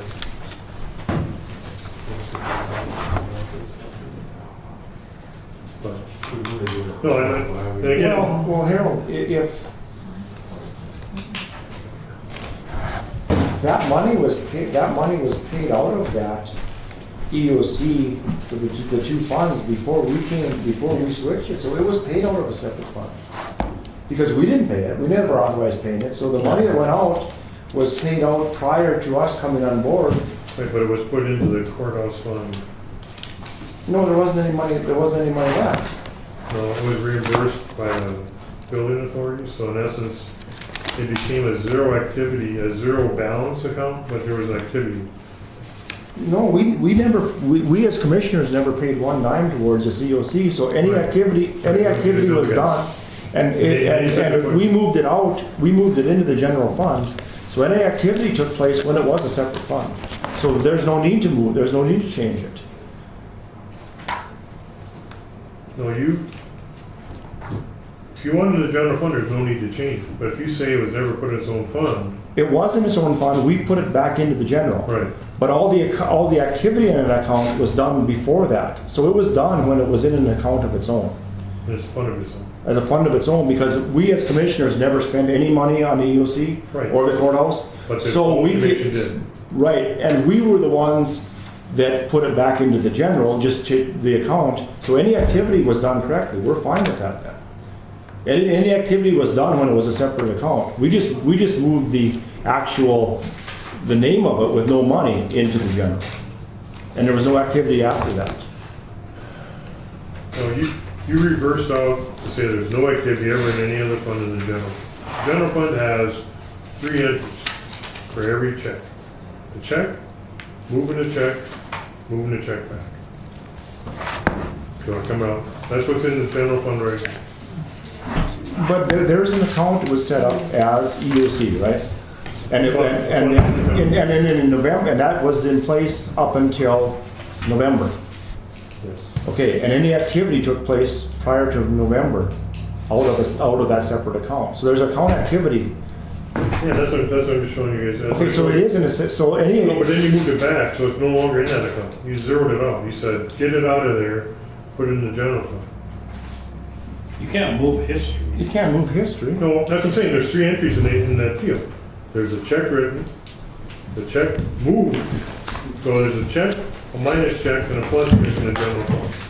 In the EOC fund, 2162, there's a check and a check out. Okay. Net effect is 0.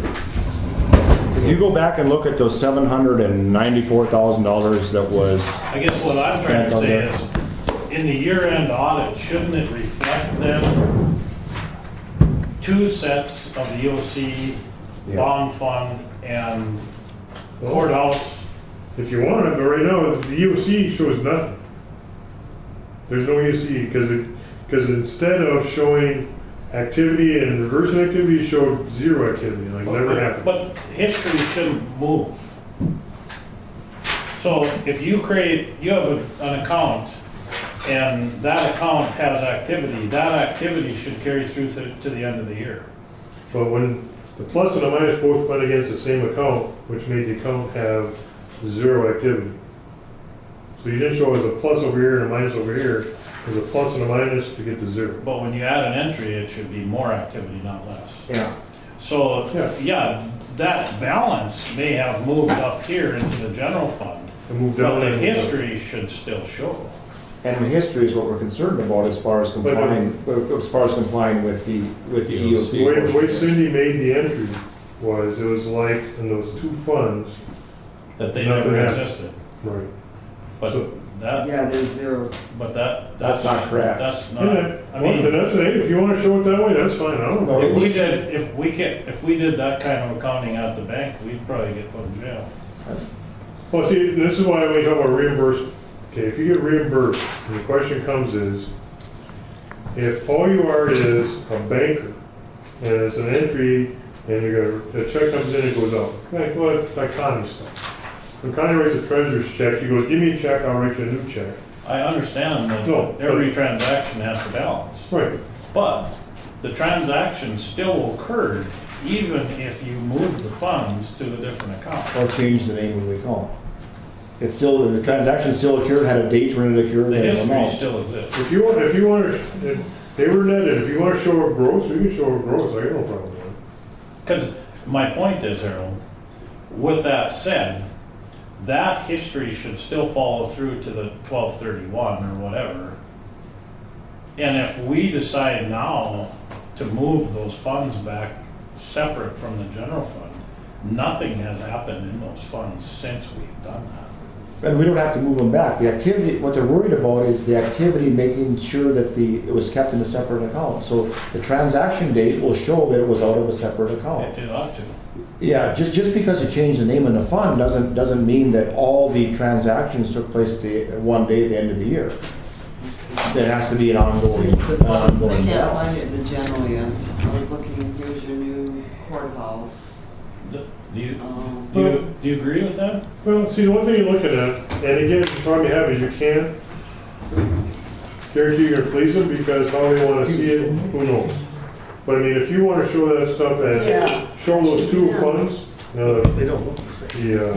the EOC Yeah, and then here. the building. They're still there though. No, I know, but I mean, they were zero balance, and they were netted to zero. But this is 30. If you wanna show both numbers gross, I don't know. That's about that. right. And then what Okay. it does, it shows that 3101 is what here. their loans were, and then they can have that. Well, can't you show the count activity for those two funds for the time they were in existence? Yeah, if you wanna show like growth, then show the net, because net shows activity. I don't have an Well, I mean, that's what they're looking for. If you want to show growth activity, you show it going in and out, yeah.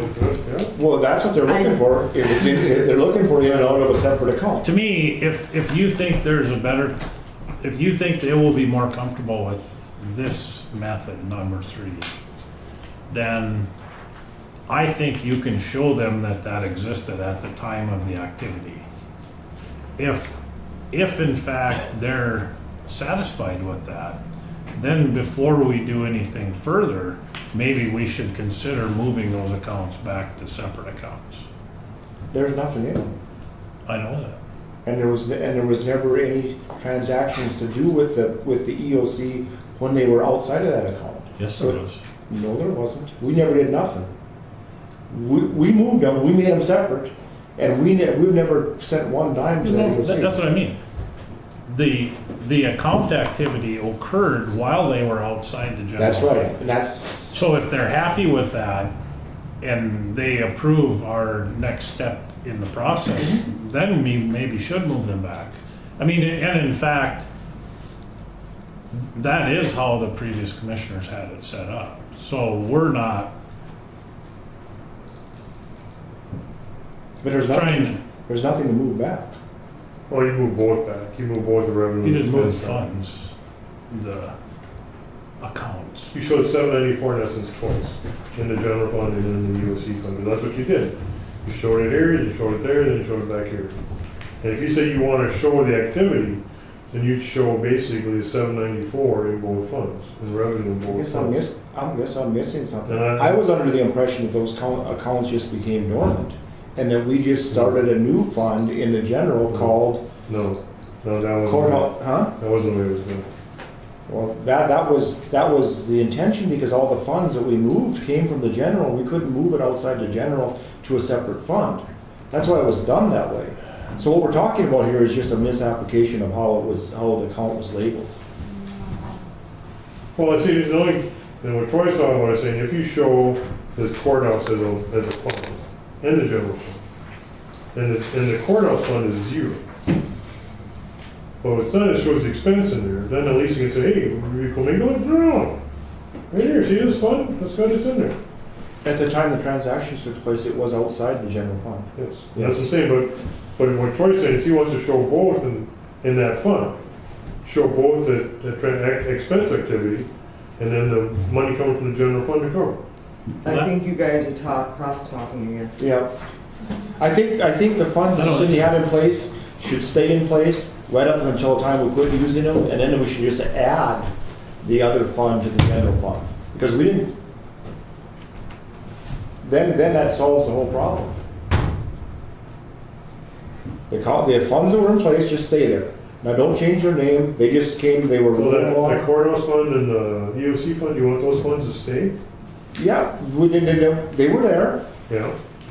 We ceased using those and started a new fund, A the $400,000 general fund. So $409,000 check was written against the EOC fund, okay?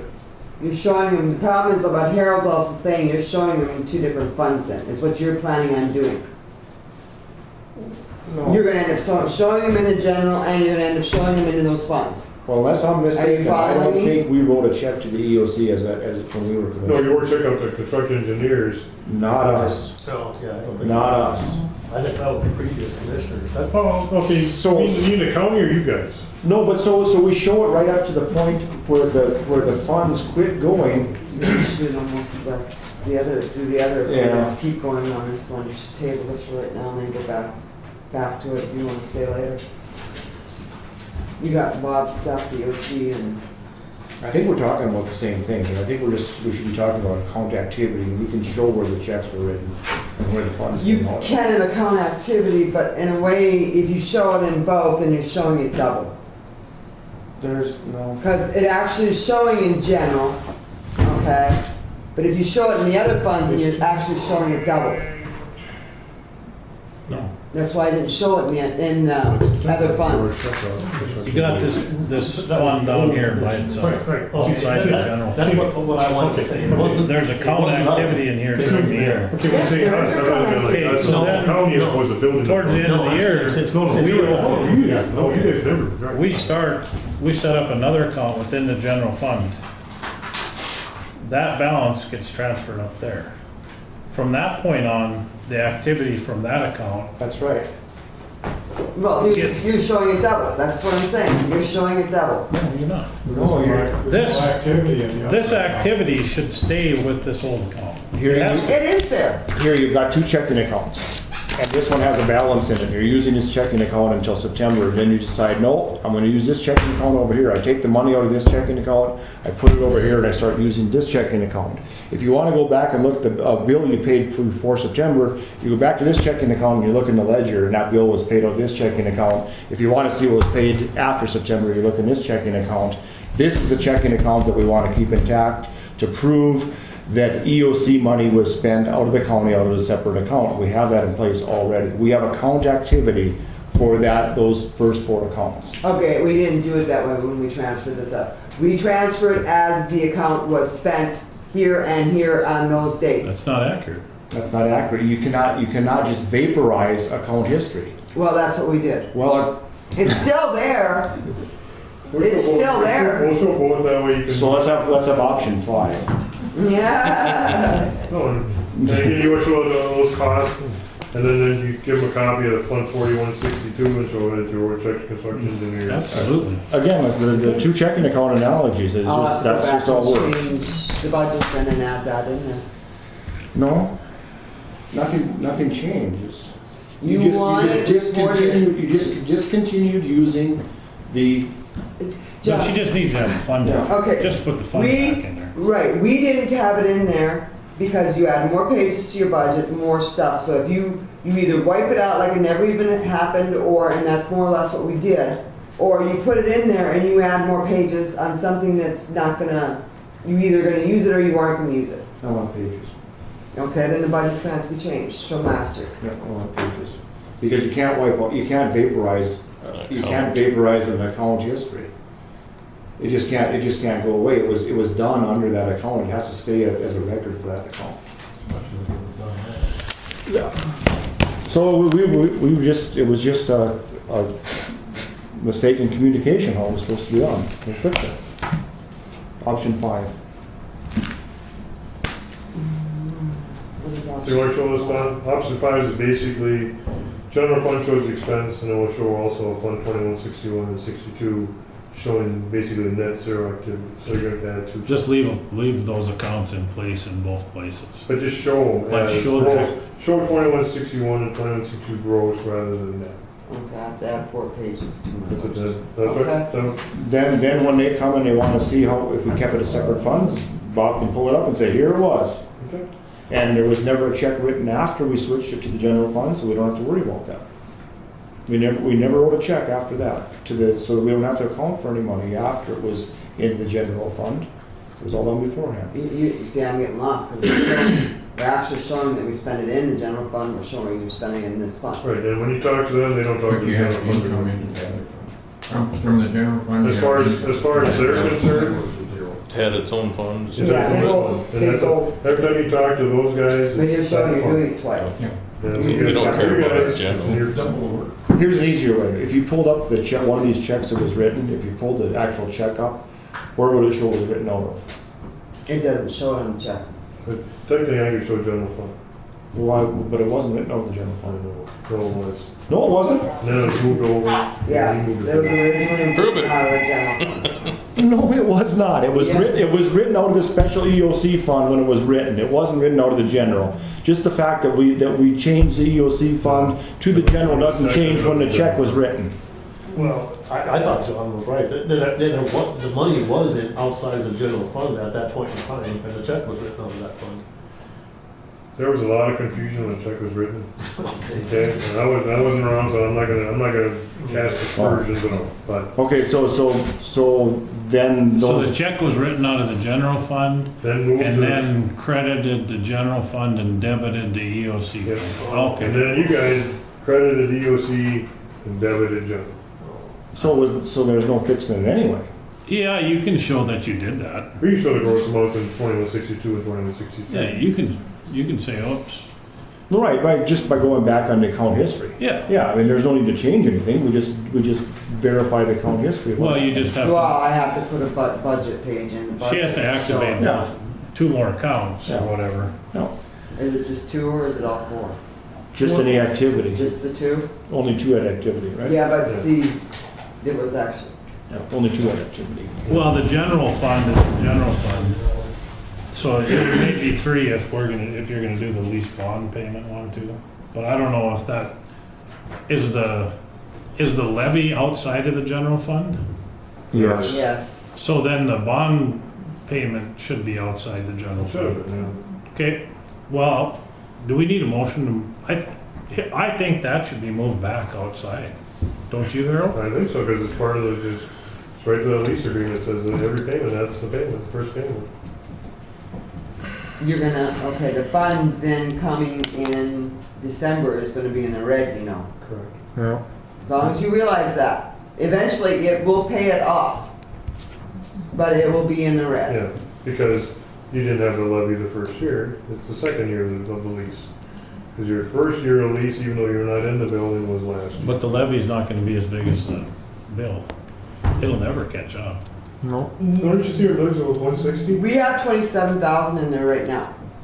See, if you don't pay the admin charge out of the 10 mils, you eat it someplace else and that fund will have money. How do you get that done? I don't know how I got done in the first place. Technically, the general fund can pay any lease expense it wants to. on any of these things, you can have the general fund pay for. It's unbudgeted, It's gotta stay just as it's been done. There's no way in the world we can sit here and try to second guess a 450-page document that put this all together. There's no way in the Well, world. we changed it. Huh?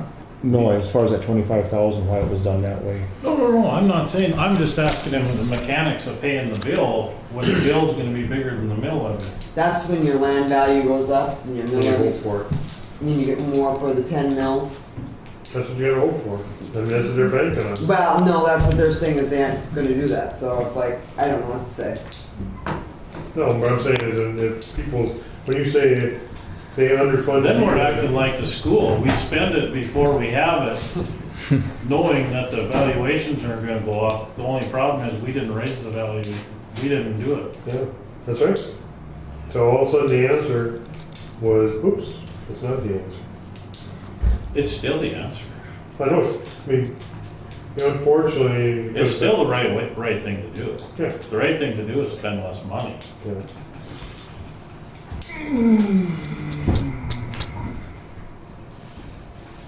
Well, we're gonna have a motion?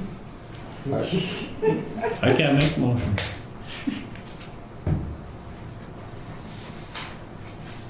Well, before I make a motion, again, I think this thing was so convoluted. And we don't have to undo what we did because we didn't have any transactions taking place after we changed that. And if we need to cover for the EOC portion of where the fund or for the bond, for the EOC grant, we got that covered in the transaction. But what about going forward, John? What happens when the wheels start turning again? Yeah. How are we gonna handle it? Well, then we're gonna have to amend the lease agreement and we're gonna have to amend the indenture of trust because it specifically calls out where those funds are spent out of. And it does not allow the indenture trust does not allow the administrative fees to be paid out of the mill levy. Can't be, there's not enough mill levy. But you're answering the wrong question. Okay. I'm talking about the reimbursement process. So the wheels start turning on this grant. And what will happen? Which funds do we want them to come out of? Which come out of? Or put in. Do you want them in the general fund or do you want them as separate funds? Well, we should have a separate fund, the EOC grant fund that's there, it's just inactive, is what I envisioned that to happen on that. That's what I thought we did, I thought we made it inactive and just started another fund. So further activity should come out of that. We can make that decision at the time if we need to, that's what you're saying. We'll have. Because at that point, if the funds do come, we will have to show on the revenue side of that fund, the $1 million. We'll have to amend the budget for 2014. It's not going into 2013. That's not where it's coming. I know. Okay, so at that time, we will make a fund for it to go into if it comes this way. And the fund will have to have a revenue side, and then it'll have to match what the money that comes in. So for the year-end 2013, Harold and Cindy will show them in both places. It'll show the account activity up to the point that we changed it. And if they need to see where the money was spent out of and it was spent out of a separate fund, we'll be able to show that. We'll be able to show if money comes in, we'll set up a separate fund and put it into a separate fund in the 2014 budget. Okay. Does that satisfy everything? I think so. Got a question. Okay. Yep. Harold mentioned earlier that dealing with the USDA, you had to have totally separate checking accounts. How was that, Bill? Don't you have a totally separate EOC checking account? Yeah, but Totally separate bond checking account? No. It's totally out of The building authority has a separate checking account and the county has it. Okay. And if we put this in a different fund, it won't have to be coming out of a Does different the check. building authority, if they pay you, put it in that checking account? They don't have a checking account, they just send their bills to B&D. Guys, let's just wait and see if they approve it. Bob and Connie, if the funds come this way, we can ask the DES, where do you want this money put? And at that time, we'll create the fund to put it into. That's pretty much it. Okay. So now, the point you mentioned, Troy, is you guys did write one check out. You did write the check out for the lease interest. And that was, because it was done in November. And we paid Craft Architects too. Yeah, but that was done, and you guys paid that out of the general fund. So when he asked a question about should that be out of the general fund, that is something you have to decide, because right now it's in the general fund. And part of that craft architect payment, that's gonna have to be split as part of that Federal EOC cost. Right. So, you know, maybe it should, that account should be left outside then, or put back outside. Well, can't that whole last bill that they paid EOC, because that's what it involved was EOC. That was all Is that EOC. $15,000? Yeah, This is interesting. that's why she's doing what she's doing, is because of the Come here, EOC, Madonna isn't it? Lane game. No, No? It's actually being able to go to. No. You see, you already checked on December 26th. all of the costs.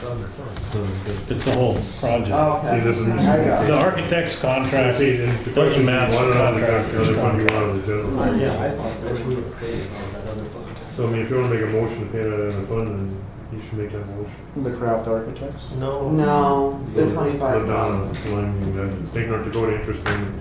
That check was written December 26th, 2013. But John says that their thing is written up that can't cover that. It specifically states in the lease agreement that is the trustee account isn't part of the grant fund. I thought that was. It's part of the mill levy. Yeah, I thought it was an interest payment rather than the fee. No, this relates to the tax, the 10 mil fund, not DOC. No, I misspoke. The fee for the trustee. This isn't the fee, this is interest on the bottom. It's That's what interest I on the thought. bond. Oh, okay. We had to pay that extra 25,000. Yeah, the interest on the bond certainly comes out of the grant. But we paid it out of general. Comes out of Because see, this comes from the lease Okay. agreement. Yeah, That's the first I thought one. I thought we paid it out of a separate fund where the revenue comes in. But it's not really. Do you want to move it there? then? Well, I mean, we get, yeah. That's the motion you're asking. Well, it's, you have to decide, because if you don't go up in your land value, it's not gonna cover the 25,000. I mean, that's another thing.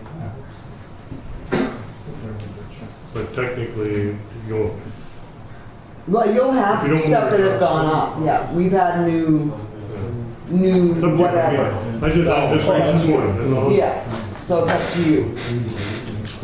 And the thing is what's not included in that is the homestead credit. You won't get state revenue because we just figured that on the funds and I'm not gonna argue it because there might be rules on that too, on that I see state people do it revenue. both ways, so I mean, Okay. this is where in true intent, what you want But to the accomplish. interest was paid just a one time out of the, No. it's not set up to be paid out of the You general fund pay all it the time. twice. No, it's not in the general fund at all, right, yours. No, Yeah. This first payment though should have been, and now, but you didn't have one. So You didn't this have is- the money, right? yeah, and I paid it out of the bond and you guys had me take it out of the general. But no, in The theory, same if, time we did the EOC stuff. if the bond fund ever generates enough, so if all of a sudden it gets up to 100, so you raise 170 grand, then you can say, hey, you know what? We can now pay this 25 that we paid for earlier. But if you don't move it now, you never will. But if that fund has money, then you run the risk you talked about, John, is saying, could that fund then, they request that money for something else? I don't know.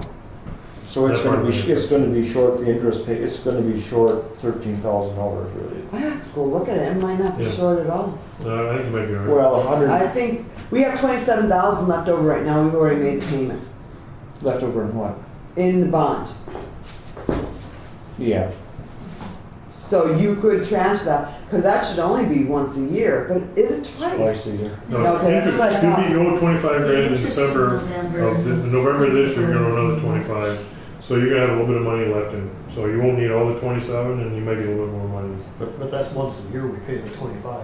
Right, then you pay, well, you pay 150 a year, so it's like 125 and then 25. And see, to me, that does not make sense, because they knew with the mill levy, 10 mills brought in, so when they figured that, that had to have been wrong. Because they knew we could only bring in Yeah. 10 mills, and the mill levy at that time was 15,000. No, they sent the mill levy for 150, and that was it. So they made it break even. Everything they did was to match. But no, it's 170,000 a year. No, No, see, I Or is think it the 25, John, 125? the 25 was an interest on, it was interest on the bond, it wasn't the admin fee, because the admin fee should only be about $5,000 a year, I would think.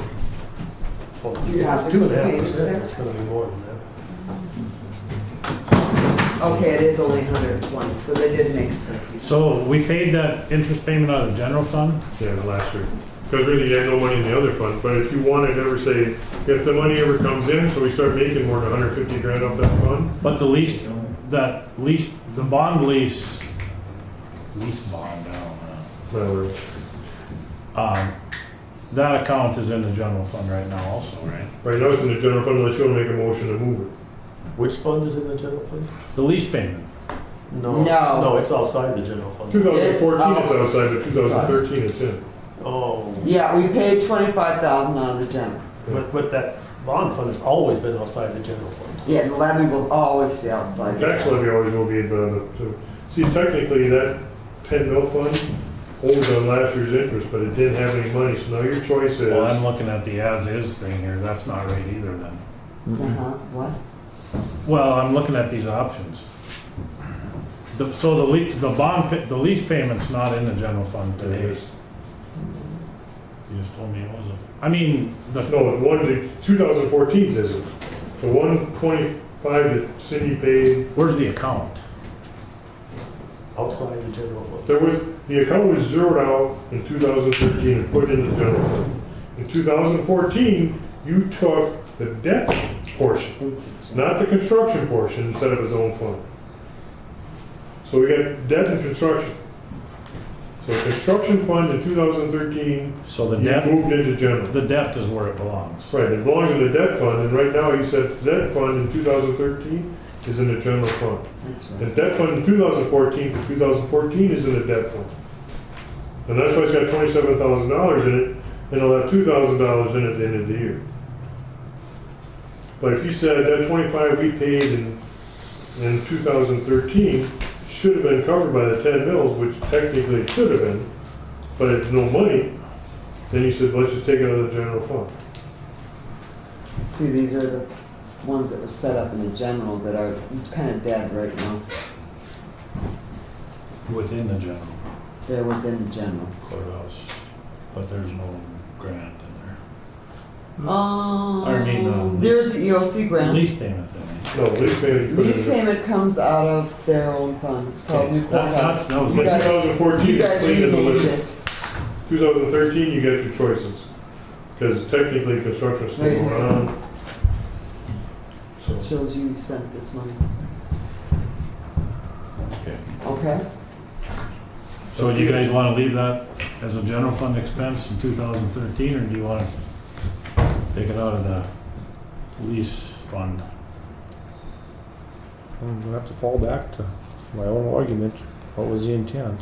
It was spent out of the general fund. that was you guys, but that was your check, though, so I mean, that I was your don't, intent, that's fine. that's fine, that's where it was spent, and it was done for a reason. It was done because No, that's fine. there was no other choice. Yeah, I would agree, let's just leave it as we did. Okay, that's fine. I just want to make sure, I don't want to be going back, well, what did we do? Well, there's no We're trying to motion, cover. we don't need a motion to do nothing. Right.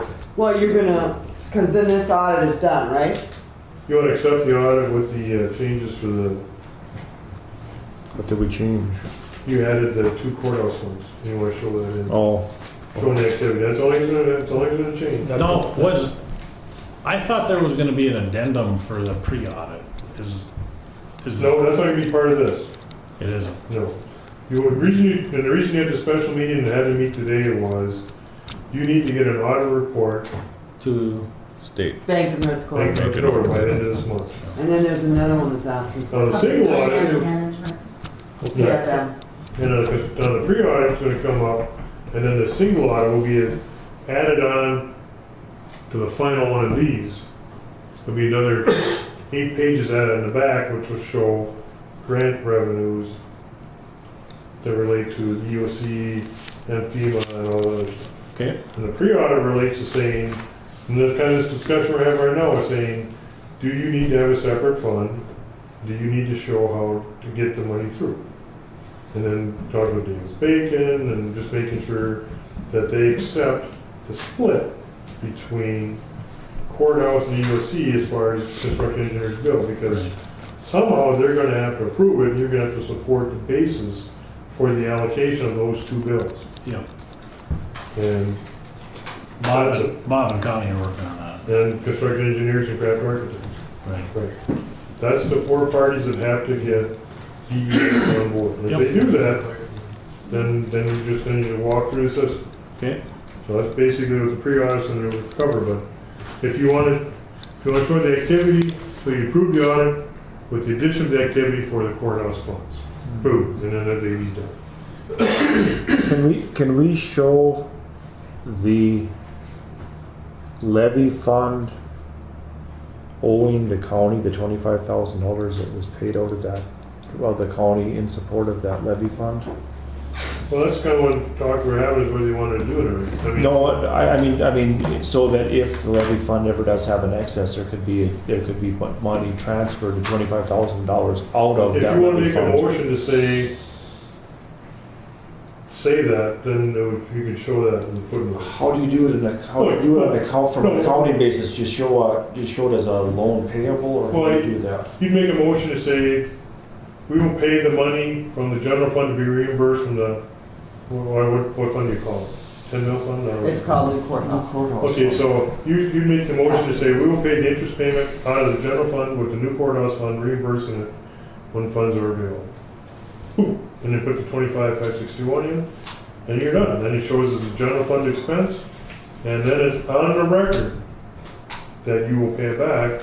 So if all of a sudden somebody goes, hey, that's got some money, you go, whoop, whoop, whoop, take 25 out, put it in the general fund, because Who's gonna remember that that's why you make the motion, so it's in the official record. 12 years from now? But no, I was just talking for the 25,000 that was paid. I wasn't talking going forward. I think going forward it will probably. Right, no, I'm only talking about 25, so if you want to It's a make. one-time deal. See, if you made the motion to say, the general fund will be reimbursed when available from the 10 mil fund for this 25,561 paid, Yeah. that's in the minutes, then it's there, then you put in the, if you want to put in the footnotes, you could say, there's a receivable in the general fund from the new courthouse fund for 25 for interest paid on the lease payment due in December 2013. Are you gonna put it on a bulletin board in here so the next Well, set of county commissioners and auditor and treasurer will know that? Or, I mean, how are you gonna remember that? well, that's what it comes down to, is how you want to document it. I mean, if you want to, basically, Cindy could add in that, No, you could do it real easy. You could set up a fund within the general fund, just labeled that, and you could list the $25,000 as revenue. And as long as you never touch that fund, every budget cycle it would come up and it would just roll forward into the next budget. You know? No, you wouldn't want to. well, no, but see, if you budgeted a revenue line item every time, that's, But you also show you're getting 25,000 more in than what you are. You But at get some to a point, plus you and a can do it. minus, and that would be just screwed. You can get through a plus and a I mean, minus. it depends on how official you want to make it, because it's kind of the same thing with back in intent, and you should try to pay it back, but the question comes is, then do you want to zero that fund out every year in essence and keep paying off a piece at a time? So like say, if it was $2,000 in it, and then you want to say, take the 2,000 out of that fund and put it in the general fund. Now it only was 23,000. When's the next payment due?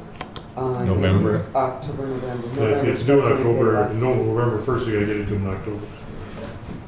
See, the other way you could do it is you could take the money back out of the fund right now. And then every time the payment was due, you could make up the difference out of the general fund. Yeah. And as the fund grew, the difference you had to make up would Right. decrease, and eventually you would get it back to nothing. You wouldn't have to put it in the calendar. It would just be an every year deal. You'd have to deal with it. Yeah, and then you could sell by the amount that you roll back would be the indication what you owe. I said that would be painful. Yeah, no, but it'd be a lot easier than Well, I mean- the other way. Well, then it's there all the time. It's there all the time. Because that always show up every year, because you go, what's this check from the general fund to the 10 mil fund? Well, That's what it was short. You go, okay, that's what they owe me. And then the next year comes and you write it back. Cindy would come to pay the bill, and there wouldn't be enough in it. She'd have to come to us, and she'd say, or the county commissioners, she'd say, why? I need a little bit more money. Okay, we give them a little bit more money. Eventually we get to the point where we don't give them any money, and we're even. It's paid Can't up. give them any more It's paid money. up. 57, 15, 59 says you can only levy 10 mils. No, but if it generates more, if the valuations go up, so if you guys. But they're just paying us, Price of farm, they're paying us back. They paid us back. We're having to kick in, yeah. Leave it the way it is. See, that's what problem with this thing. Hard to screw up something, hard to fix something so screwed up you can't. So I can get rid of the property. Somebody paid $80,000 in lawyers to figure this out. We're sure not gonna figure it out sitting here. Okay, It is what it is. Let a judge figure it so out the later on. 25 is left in there. Yeah, and informally, the goal is to have it paid, not formal, without a motion. anybody have any questions on the audit report? Well, you'll have a revised audit report for our June 20th meeting, is it? If you want that, if that's only, it's, until there those two changes, we add those two funds back, and that's all you're talking about, right? Are you comfortable with it then? Yeah, and the next time we meet will be, and that'll be soon enough on June 20th to approve the revised. But we're not- That's yeah. what I told them, that June 20th you would accept whatever audit and you can email it. We're not changing the existing funds, though, we're just adding the two back. Showing activity grows. Yeah. We're leaving everything in place. You're not creating new expensive revenues, you're just saying, here's what, We're just putting it back to the way that Sure. I understood it was gonna be in the first place. We just, inactivity in those funds. Just showing the actual Yeah. transaction. Okay, and the other thing I just handed out is this comparison, just to give you an idea. Technically, this is, what I would consider the operating funds of the county. And again, that's, if you look at the pages, you see it. And then what it's kind of just showing you is just kind of a trend of the county. You see, tax revenue kind of going up and expenses and it just kind of gives you an idea of how you're sitting. And from a perspective of, the state money coming in, gave you a better chance to eat your costs that you had to eat this year in the general fund. That's why the general fund didn't go totally ballistic this year, because it had a little more operating money. So it could eat the costs that you moved in for the vote. Just so you know that. Just something I always kind of look at when I just kind of try to get a feel for how the county's doing, if you're going back or forward. And one thing you notice, I just put debt proceeds as a revenue source. That's what you've done in the past, like in 2011 and 10, to try to cover capital costs we were just talking about earlier. But this ought to be something if you want to look at, it might provide some information. Debt proceeds? Yeah, he took out notes to pay for different stuff. Like, the biggest one there was like for the social service building. When you took the 131 out. Then the debt costs were just the interest on that, right? That cost you paying it back, so. So when you pay back the loans that you took out, and that's when you talk about, committed funds, Yeah. that's when it is you talk.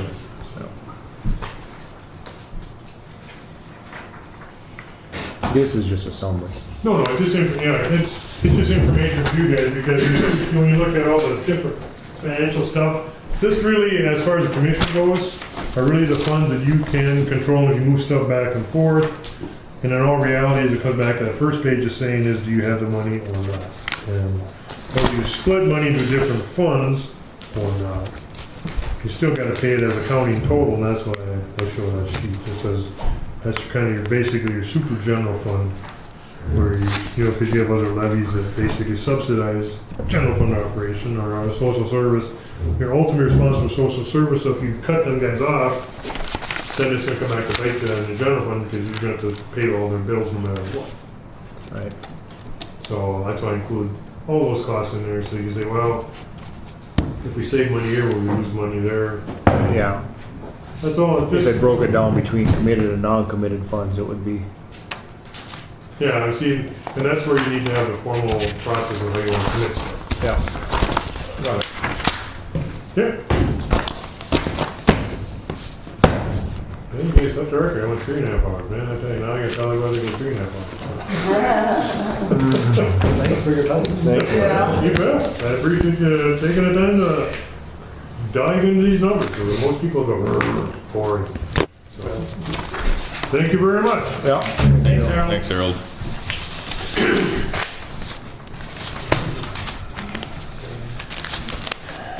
EOC grant.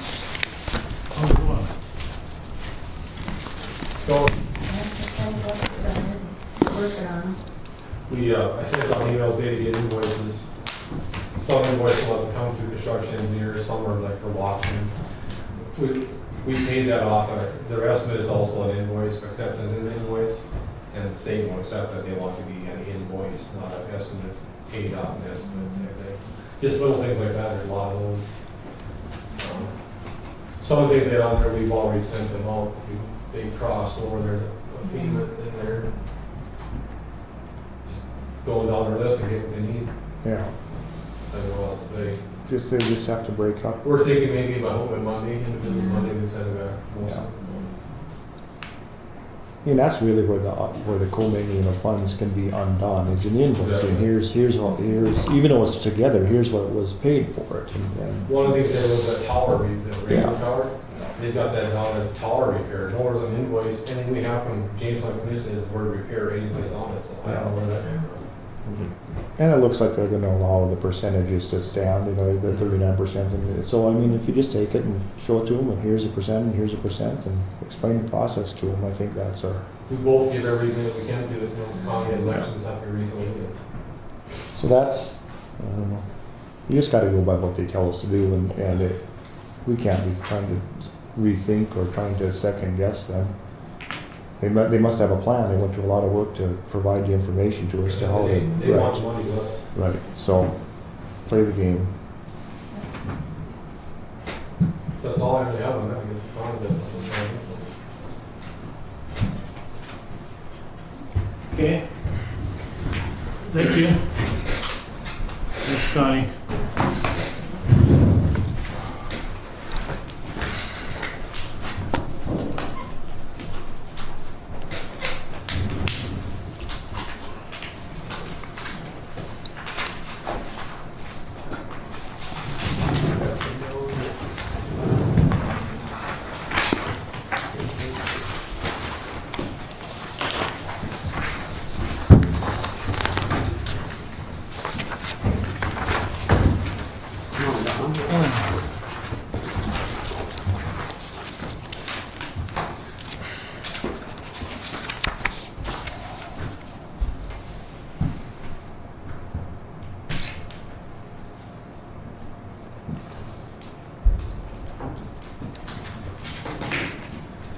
Okay, I guess that's the options I have in front of me for the deputy position.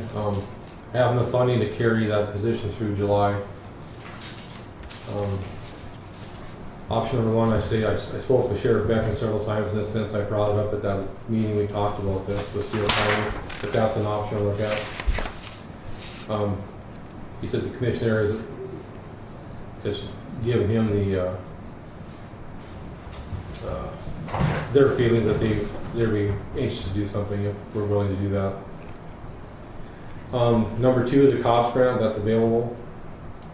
That application, if you want to go look at that, that's due June 23rd. That's basically the same grant we used last time around. Last time was 100% funding for 3 years. This time it's 75.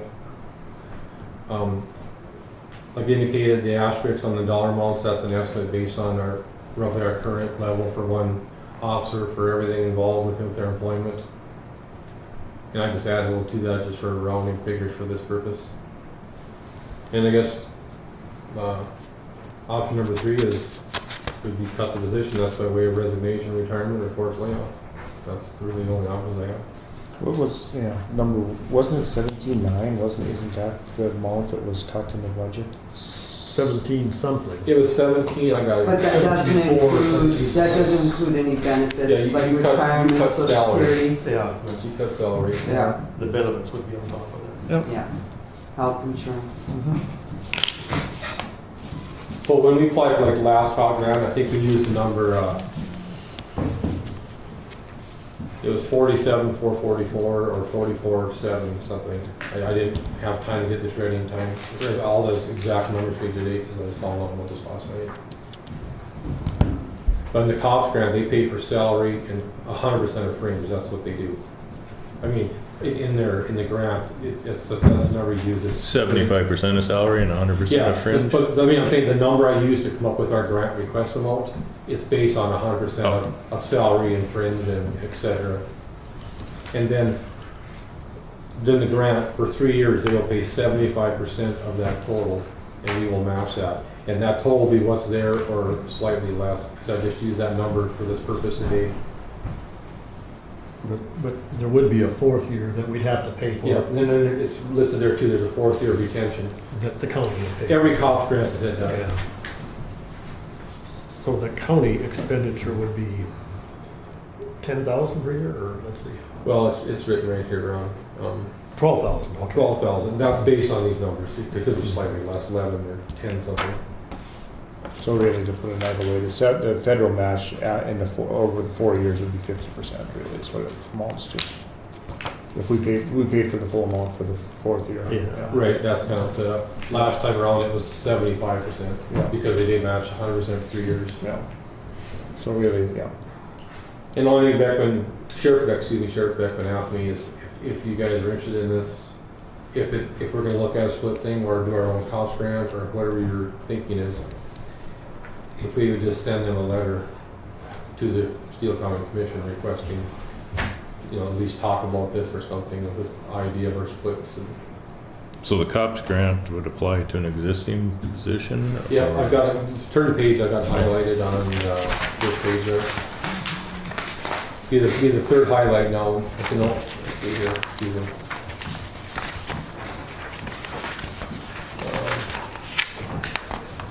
Oh, I forgot.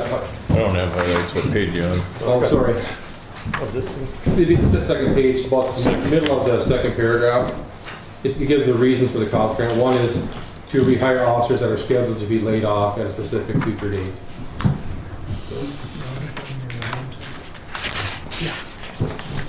So right now, we're putting 17,000 something, 900 towards half a salary. Yeah, it's 17,400 something 56 cents. Yeah. So what would be with these options? What would be the net increase to that number? If we went with sharing with Briggs County, what would be the net increase over 4 years? The net increase over the 17.4. Yeah. Let's see here. And the same thing with the COPS grant. What would be the net increase over 4 years? Well, it would be you take the 24,000 Right. minus your 17. That's So $32,000. not in it. This would be here. It's all right. 8,000 per year. COPS salary, yeah. Yeah, if we went with just the Steele County and no grant, you would subtract 17,000 from the 24, Yep. and that'd be the net 8, increase. and then take it times 4 for Yeah. the 32. And then Steele County would pick up whatever portion they chose. They do have to pick up what they want to agree on. So then, actually, if you apply that figure then towards if you did the COPS grant, then it's 50%. It's only 24. Yeah. 4 years, it'd be $6,000. 724, 617, 24,000. 8,000 times 4 is 32. 8, 6. Oh, I only come up with 6. 24,000 minus 17. Or just about 18. 7,000. 6. Around 6, yeah. If we did the COPS grant, it'll cost Griggs County $12,000 a year approximately. Extra, yeah. No, that would be total. Yeah. That'd be the total. Because the grant's gonna pick up. Oh, 100% of fringe, you said, right? Right, if you're just gonna do the COPS grant for ourselves, it would cost, $12,000 a year. Over and above the 17? No, look, let's start with clean slate here, John. Clean slate, okay. If we did the COPS grant, our local match would be, it would be 36,000 over the 3 years. So you divide it by 3, so it would cost us $12,000 a year for a deputy if we did it just Griggs County For the first 3 years. for the first 3 years. Okay, I'm just talking about the first 3 years. And then if we did that, we split that COPS grant and went with Steele County, it would be $6,000 a year. So the remaining year, the end year, it would be $48,000 for year 4. That it would cost Griggs County if we did it by ourselves what it normally costs for a deputy position. Or if we were in unison with Steele, we would split that, so it'd be $24,000 roughly. So actually you could combine these two then, right? Which two? Could you do both options together? Share and apply for Well, the COPS grant? That's what we did last time around. Yeah. So last time around, the grant covered 3 years, 100% of everything for salary. The 4th year we split with Steele County. Then during all those years, the ancillary costs, gas, repairs, uniforms, cell phone, whatever, I mean, there was quite a list. We split that 50-50. But if we split the deputy between Steele County for the 4 years and did the COPS grant, what would that do?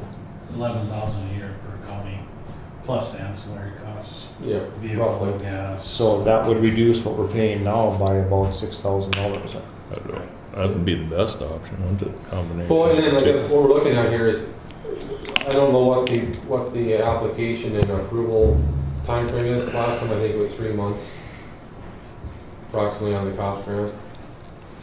And it's not, the application date is not till the 23rd of June, so and we just got the applications, or they've only been available for a week and a half. It's a short window on those. So it's a simple process. We've done it here 4 times. The grants have gone flawless. And then with this grant would be Griggs County grant. So if Steele County wants to pull out, then Well, can it be joint? it can be joint. If your grant, no, the grant is applied by an agency. Oh, Yeah. Last time we did it here, we controlled the program, we controlled the schedule. But Steele County could apply for the same grant, couldn't they? Yep, and they're not going to. Oh, is that right? Yeah, Wayne said he wasn't going to apply for it. He's hoping that I will do it, like last time. That's Wayne. But I mean, couldn't both counties apply for this grant? Steele County applies for it and I County? mean, individually for their own? Yeah, you can. Yeah, you can do that. apply for it. Okay. And they would probably get it if they wanted to. Okay. You're just applying on Griggs County's behalf. See, last time we applied for the grant, we did that at the same time that we were gonna be sharing the deputy. Mhm. Well, And we did that to cut costs. why don't we share the deputy? And apply And for the then, grant let Steele ourselves. County and Griggs County both apply for the part-time position for their costs, and then no one's on the hook if, But see, the COPS grant's not for a part-time position, you gotta apply for it, you're hiring or rehiring or keeping on board a full-time officer. There's no part-time COPS grant, it's for full-time staff. So that's why last time Griggs County applied for it, we managed it, administrated it, and then we used the deputy in both places. Steele County paid every bill on time and everything there was to well, do. if we did it last time, let's let them do it this time. Yeah. We got enough stuff to manage. One question, just from what you said, Sean, I mean, the federal share is $35,000 a year. I would have to be all the paperwork. And then the fringes, I mean, I would, that's the way. I mean, so I wanted to clarify that with everybody. The fringer's covered 100% on the COPS grant. Where does it say that? Well, that's what Bob said, 75% on the salary and 100% on the fringe, right? The COPS grant. A COPS grant our last grant for years 1, 2, and 3, the COPS grant paid 100% Of everything. of everything. Salary and fringe. Yeah, on this grant, the 75% COPS grant of paid salary. 75% of everything. Oh, everything, okay, I thought you said 75. So when you see that number 48,000, Yeah. that's salary plus all the fringe and Okay, benefits. so it'd be 75% of that. Yeah, and that's what the numbers are showing. 36, okay. Okay, but I mean, the federal government's only gonna pay $35,000 a year. 30, No. 36. And it's just salaries, they aren't gonna cover Yeah. any expenses this time? What's that? They aren't gonna cover any of the extra expenses this time? What are the extra expenses? Fringes or? Yeah, Uniforms? no, they never have. Oh, I thought they. No, Steele County split them with us. Okay. Yeah, they don't pay that, they pay salary benefits. But the federal will pay $35,000 a year. Yes, $35,000 a year. That's it. Yep. Yeah. That's approximately, or whatever we come up with as our application dollar amount based on salary. And last time I added a dollar amount to each year of the grant period. So if there was an increase in salary or there was a cost to a benefit, Right. We didn't come up short. And in the end, we didn't meet those projections. So the money went longer. That's why we paid for the month of January in 2014. But on the grant period, we split that with Steele County. Okay. What are your wishes, fellas? I'm going to say this straightforward. If we're going to do this and we're thinking we're going to enter into this with Steele County, I would really like to apply for the cost grant on our end. They've never had one. Absolutely. They've never applied for one. We haven't. We've never been turned down, and in things that went flawless. They're pretty basic.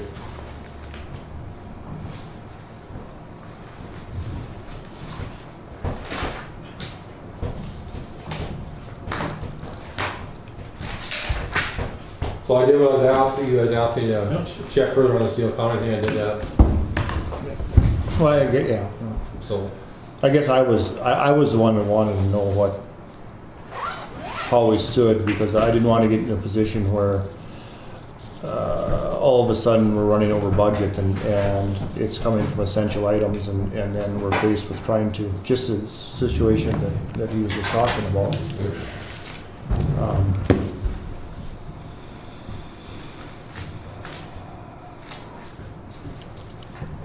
Is there an option where we could just share a deputy and keep it separate? Could he work part-time here and part-time there? I guess that's an option. I don't know how we would work all that out, because you have to. There's some licensing things to the Peace Board on that. Part-time deputies are considered special deputies, and I think under the Peace Sergeant's license, you have to be a full-time peace officer to be considered licensed. So what would have to happen? Whoever it is would have to be a full-time deputy sheriff in Griggs County or Steele County on paper, and then we would be doing the same thing we did. The reimbursement. Yeah. See, that's when we started this position that Wes is currently occupying, or was occupying. He was the last one on that cops grant. Just lost my train of thought. Excuse me a second. We ran it all through Griggs County. Griggs County deputy sheriff, everything. So. And they don't care if you share that deputy with somebody else? No, because he's a special deputy. Special deputy over in Steele County. He's a full-time deputy here, and he's a special deputy there. That's the way they instructed me to do it, because until they change the rules, and they're looking at changing the rules because there's other counties that have talked about this. Well, these little tiny counties, But most it takes less time to drive to Findlay than it does to drive across Fargo. Yeah, we're the only. Every county around us is adding, except for Steele and us. Everybody else is adding law enforcement staff for one reason or another. So I mean, it's most counties now are not decreasing; they're increasing, or have increased within the last year. Well, no matter what we do for the remainder of this year, it's going to cost us more money. Other than option 3, right? Right. When would the cops grant be available? I can find it out and let you guys know tomorrow. It's 2014. Yeah, it's 2014. But see, on those federal grants, that's just a fiscal year number. Yeah. You know, we might be awarded the grant in October 15th or November 1st. Then there'll be a 36 or 48-month performance period from there. See, the last time we started the grant, I believe in October. And these cops grant, for whatever reason, they always come out springtime, late spring, early summer. When would the sheriff position start? That would be up to you guys in Steele County. If you're something you want to pursue. If that's something you want to pursue, I need to let Wayne know. We need to get some kind of a, Wayne and I have to talk, get something ironed out, and then one of the commissions put it into a formal request or something. That's what they're going to want over there. I know that. Last time that's what we did. We came up with a basic contract, and the commission here looked at it, and then it was brought to Steele County, and we signed off on it. And they have one deputy over there too. they have to.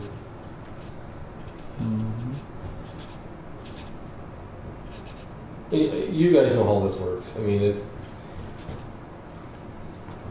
whether we have one deputy, 2 deputies, or 3 deputies, the work is basically the same. The work where I need to be doing our job is the same. So we can cut that up between 1, 2, 3, or 4 people in this situation. We're doing with 3.5. And it worked at times. It's not enough. Other times, the public always says we have too much law enforcement. Well, we also got 24 hours a day, 7 days a week.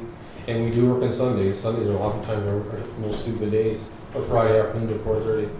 Just the way it works. I got a question. Yeah. When did that change? When did what change? What you just said, Which part of the park, Steve?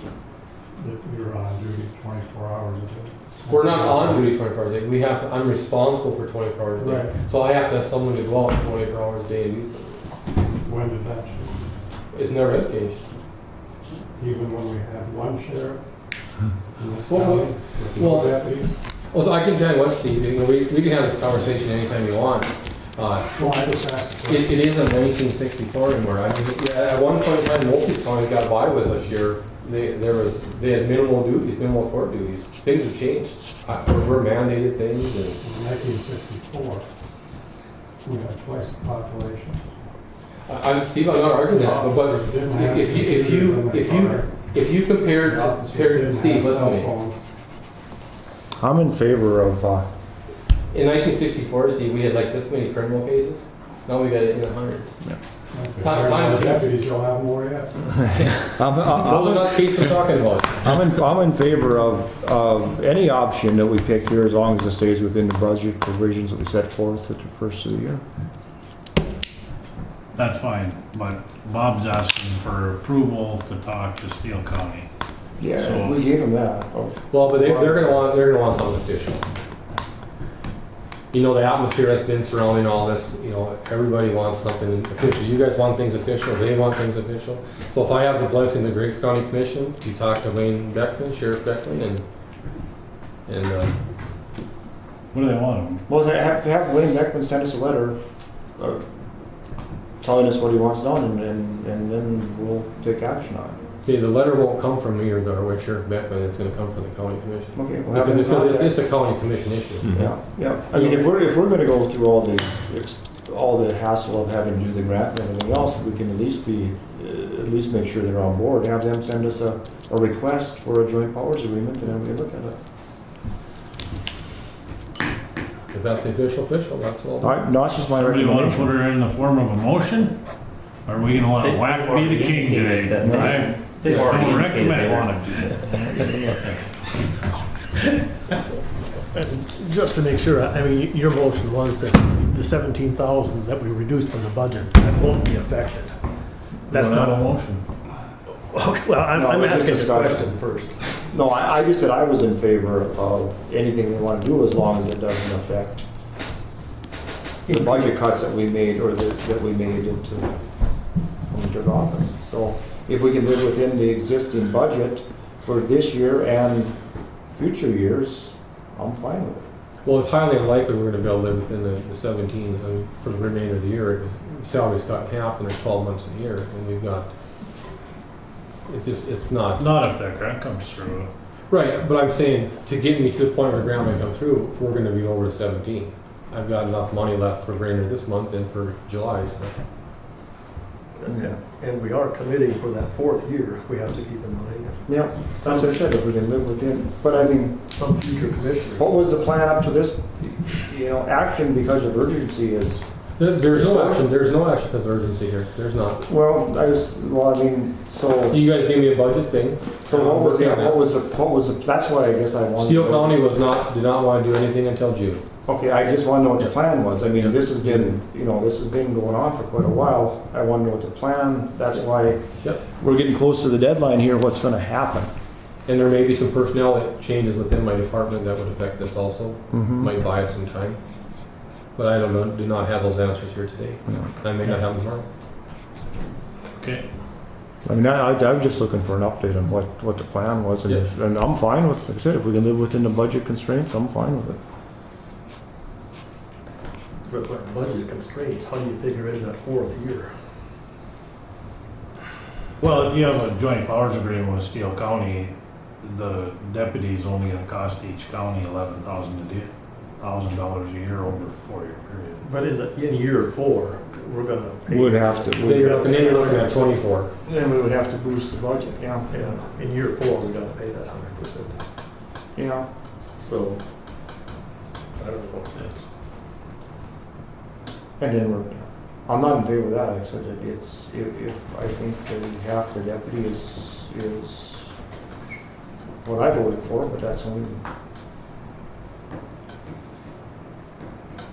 What do you want to do? I'd make a motion. I believe we should pursue the shared position, see what we can come up with. Pursue the joint powers Mm-hmm. with Steele County. And not do the COPS grant. Well, I think we should apply for that. Why wouldn't you do that? Huh? Why not? Why And not then do apply, that? and apply for the COPS grant. Do both. Do the COPS grant and then go with the shared positions still come. You don't want to use the word joint powers because it's not a joint powers agreement. Can't do a joint powers agreement, share funds.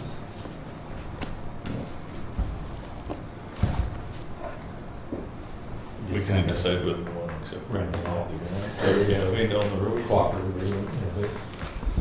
Yeah, I guess that's true. I mean, after we get the agreement from Steele, we can say, no, we don't want to pursue that. And even if we get the COPS grant, for whatever reason, we can And say. We can either accept it or not. Yep. Get there. That's what was done last time. Everything was written down like that. The commission is in the last word on it. We can reject the COPS grants a month from now. If we 3 decide months then from that we now. don't want to do the We fourth can thing. reject the Steele County agreement. And how much time do we have before I mean, is it the 31st of June is when the funds run out, or is there, Or it's just the application. 31st of July. or we've got another month? Yeah, because the month of January, we're still finishing up Oh, that's right. the last COPS program in Steele County. They're for that. So there could be a gap where we're Yes, it could be. And I approached Steele County immediately upon our last meeting, talking about this, and Beckman spoke with his commissioners, and they, at the time, they had some issues going on there, they wanted to hold off until May or June. They said June, so. Your timing is actually almost perfect for that part of it, what they asked. Okay, there's a motion on the table that we approach Steele County and see if there's any interest to have a joint deputy. Is there a second to that position? I move the second. Seconded by Dale. Is there any discussion? Is there any discussion? Is there any further discussion? Seeing none, we'll proceed to vote. John? Aye. Dale? Aye. Ron? Aye. Sean? Aye. Troy votes aye. Motion carries. Do you have a copy of the contract? I'll get you one. I have to do a second question based on, should I start pursuing the COPS grant from days or time to time? That was your motion, wasn't it? Yeah. Yeah, so I'll just start getting working. If we decide we don't want it, we can deny it. Oh, you had the COPS grant in there? Yeah. Oh, I didn't. Yeah. I had it in that. Oh, I didn't. I had 5 grand. That's why I asked to do. My bad. But we usually the other one's still here, no? We usually got it out Water. Back to the bridge. Are we done? I move we adjourn. Then we adjourn meeting, is there a second to that? Second. Any discussion? Is there any discussion? It's a good idea. Discussion. Seeing none, proceed to vote. Bob, after the meeting's over, I do have one question, no? Okay. Aye. No, Opposed, same sign. Motion carries. We're done. Meeting adjourned, 4:54. Adjourned again on the 20th of June at 1 p.m.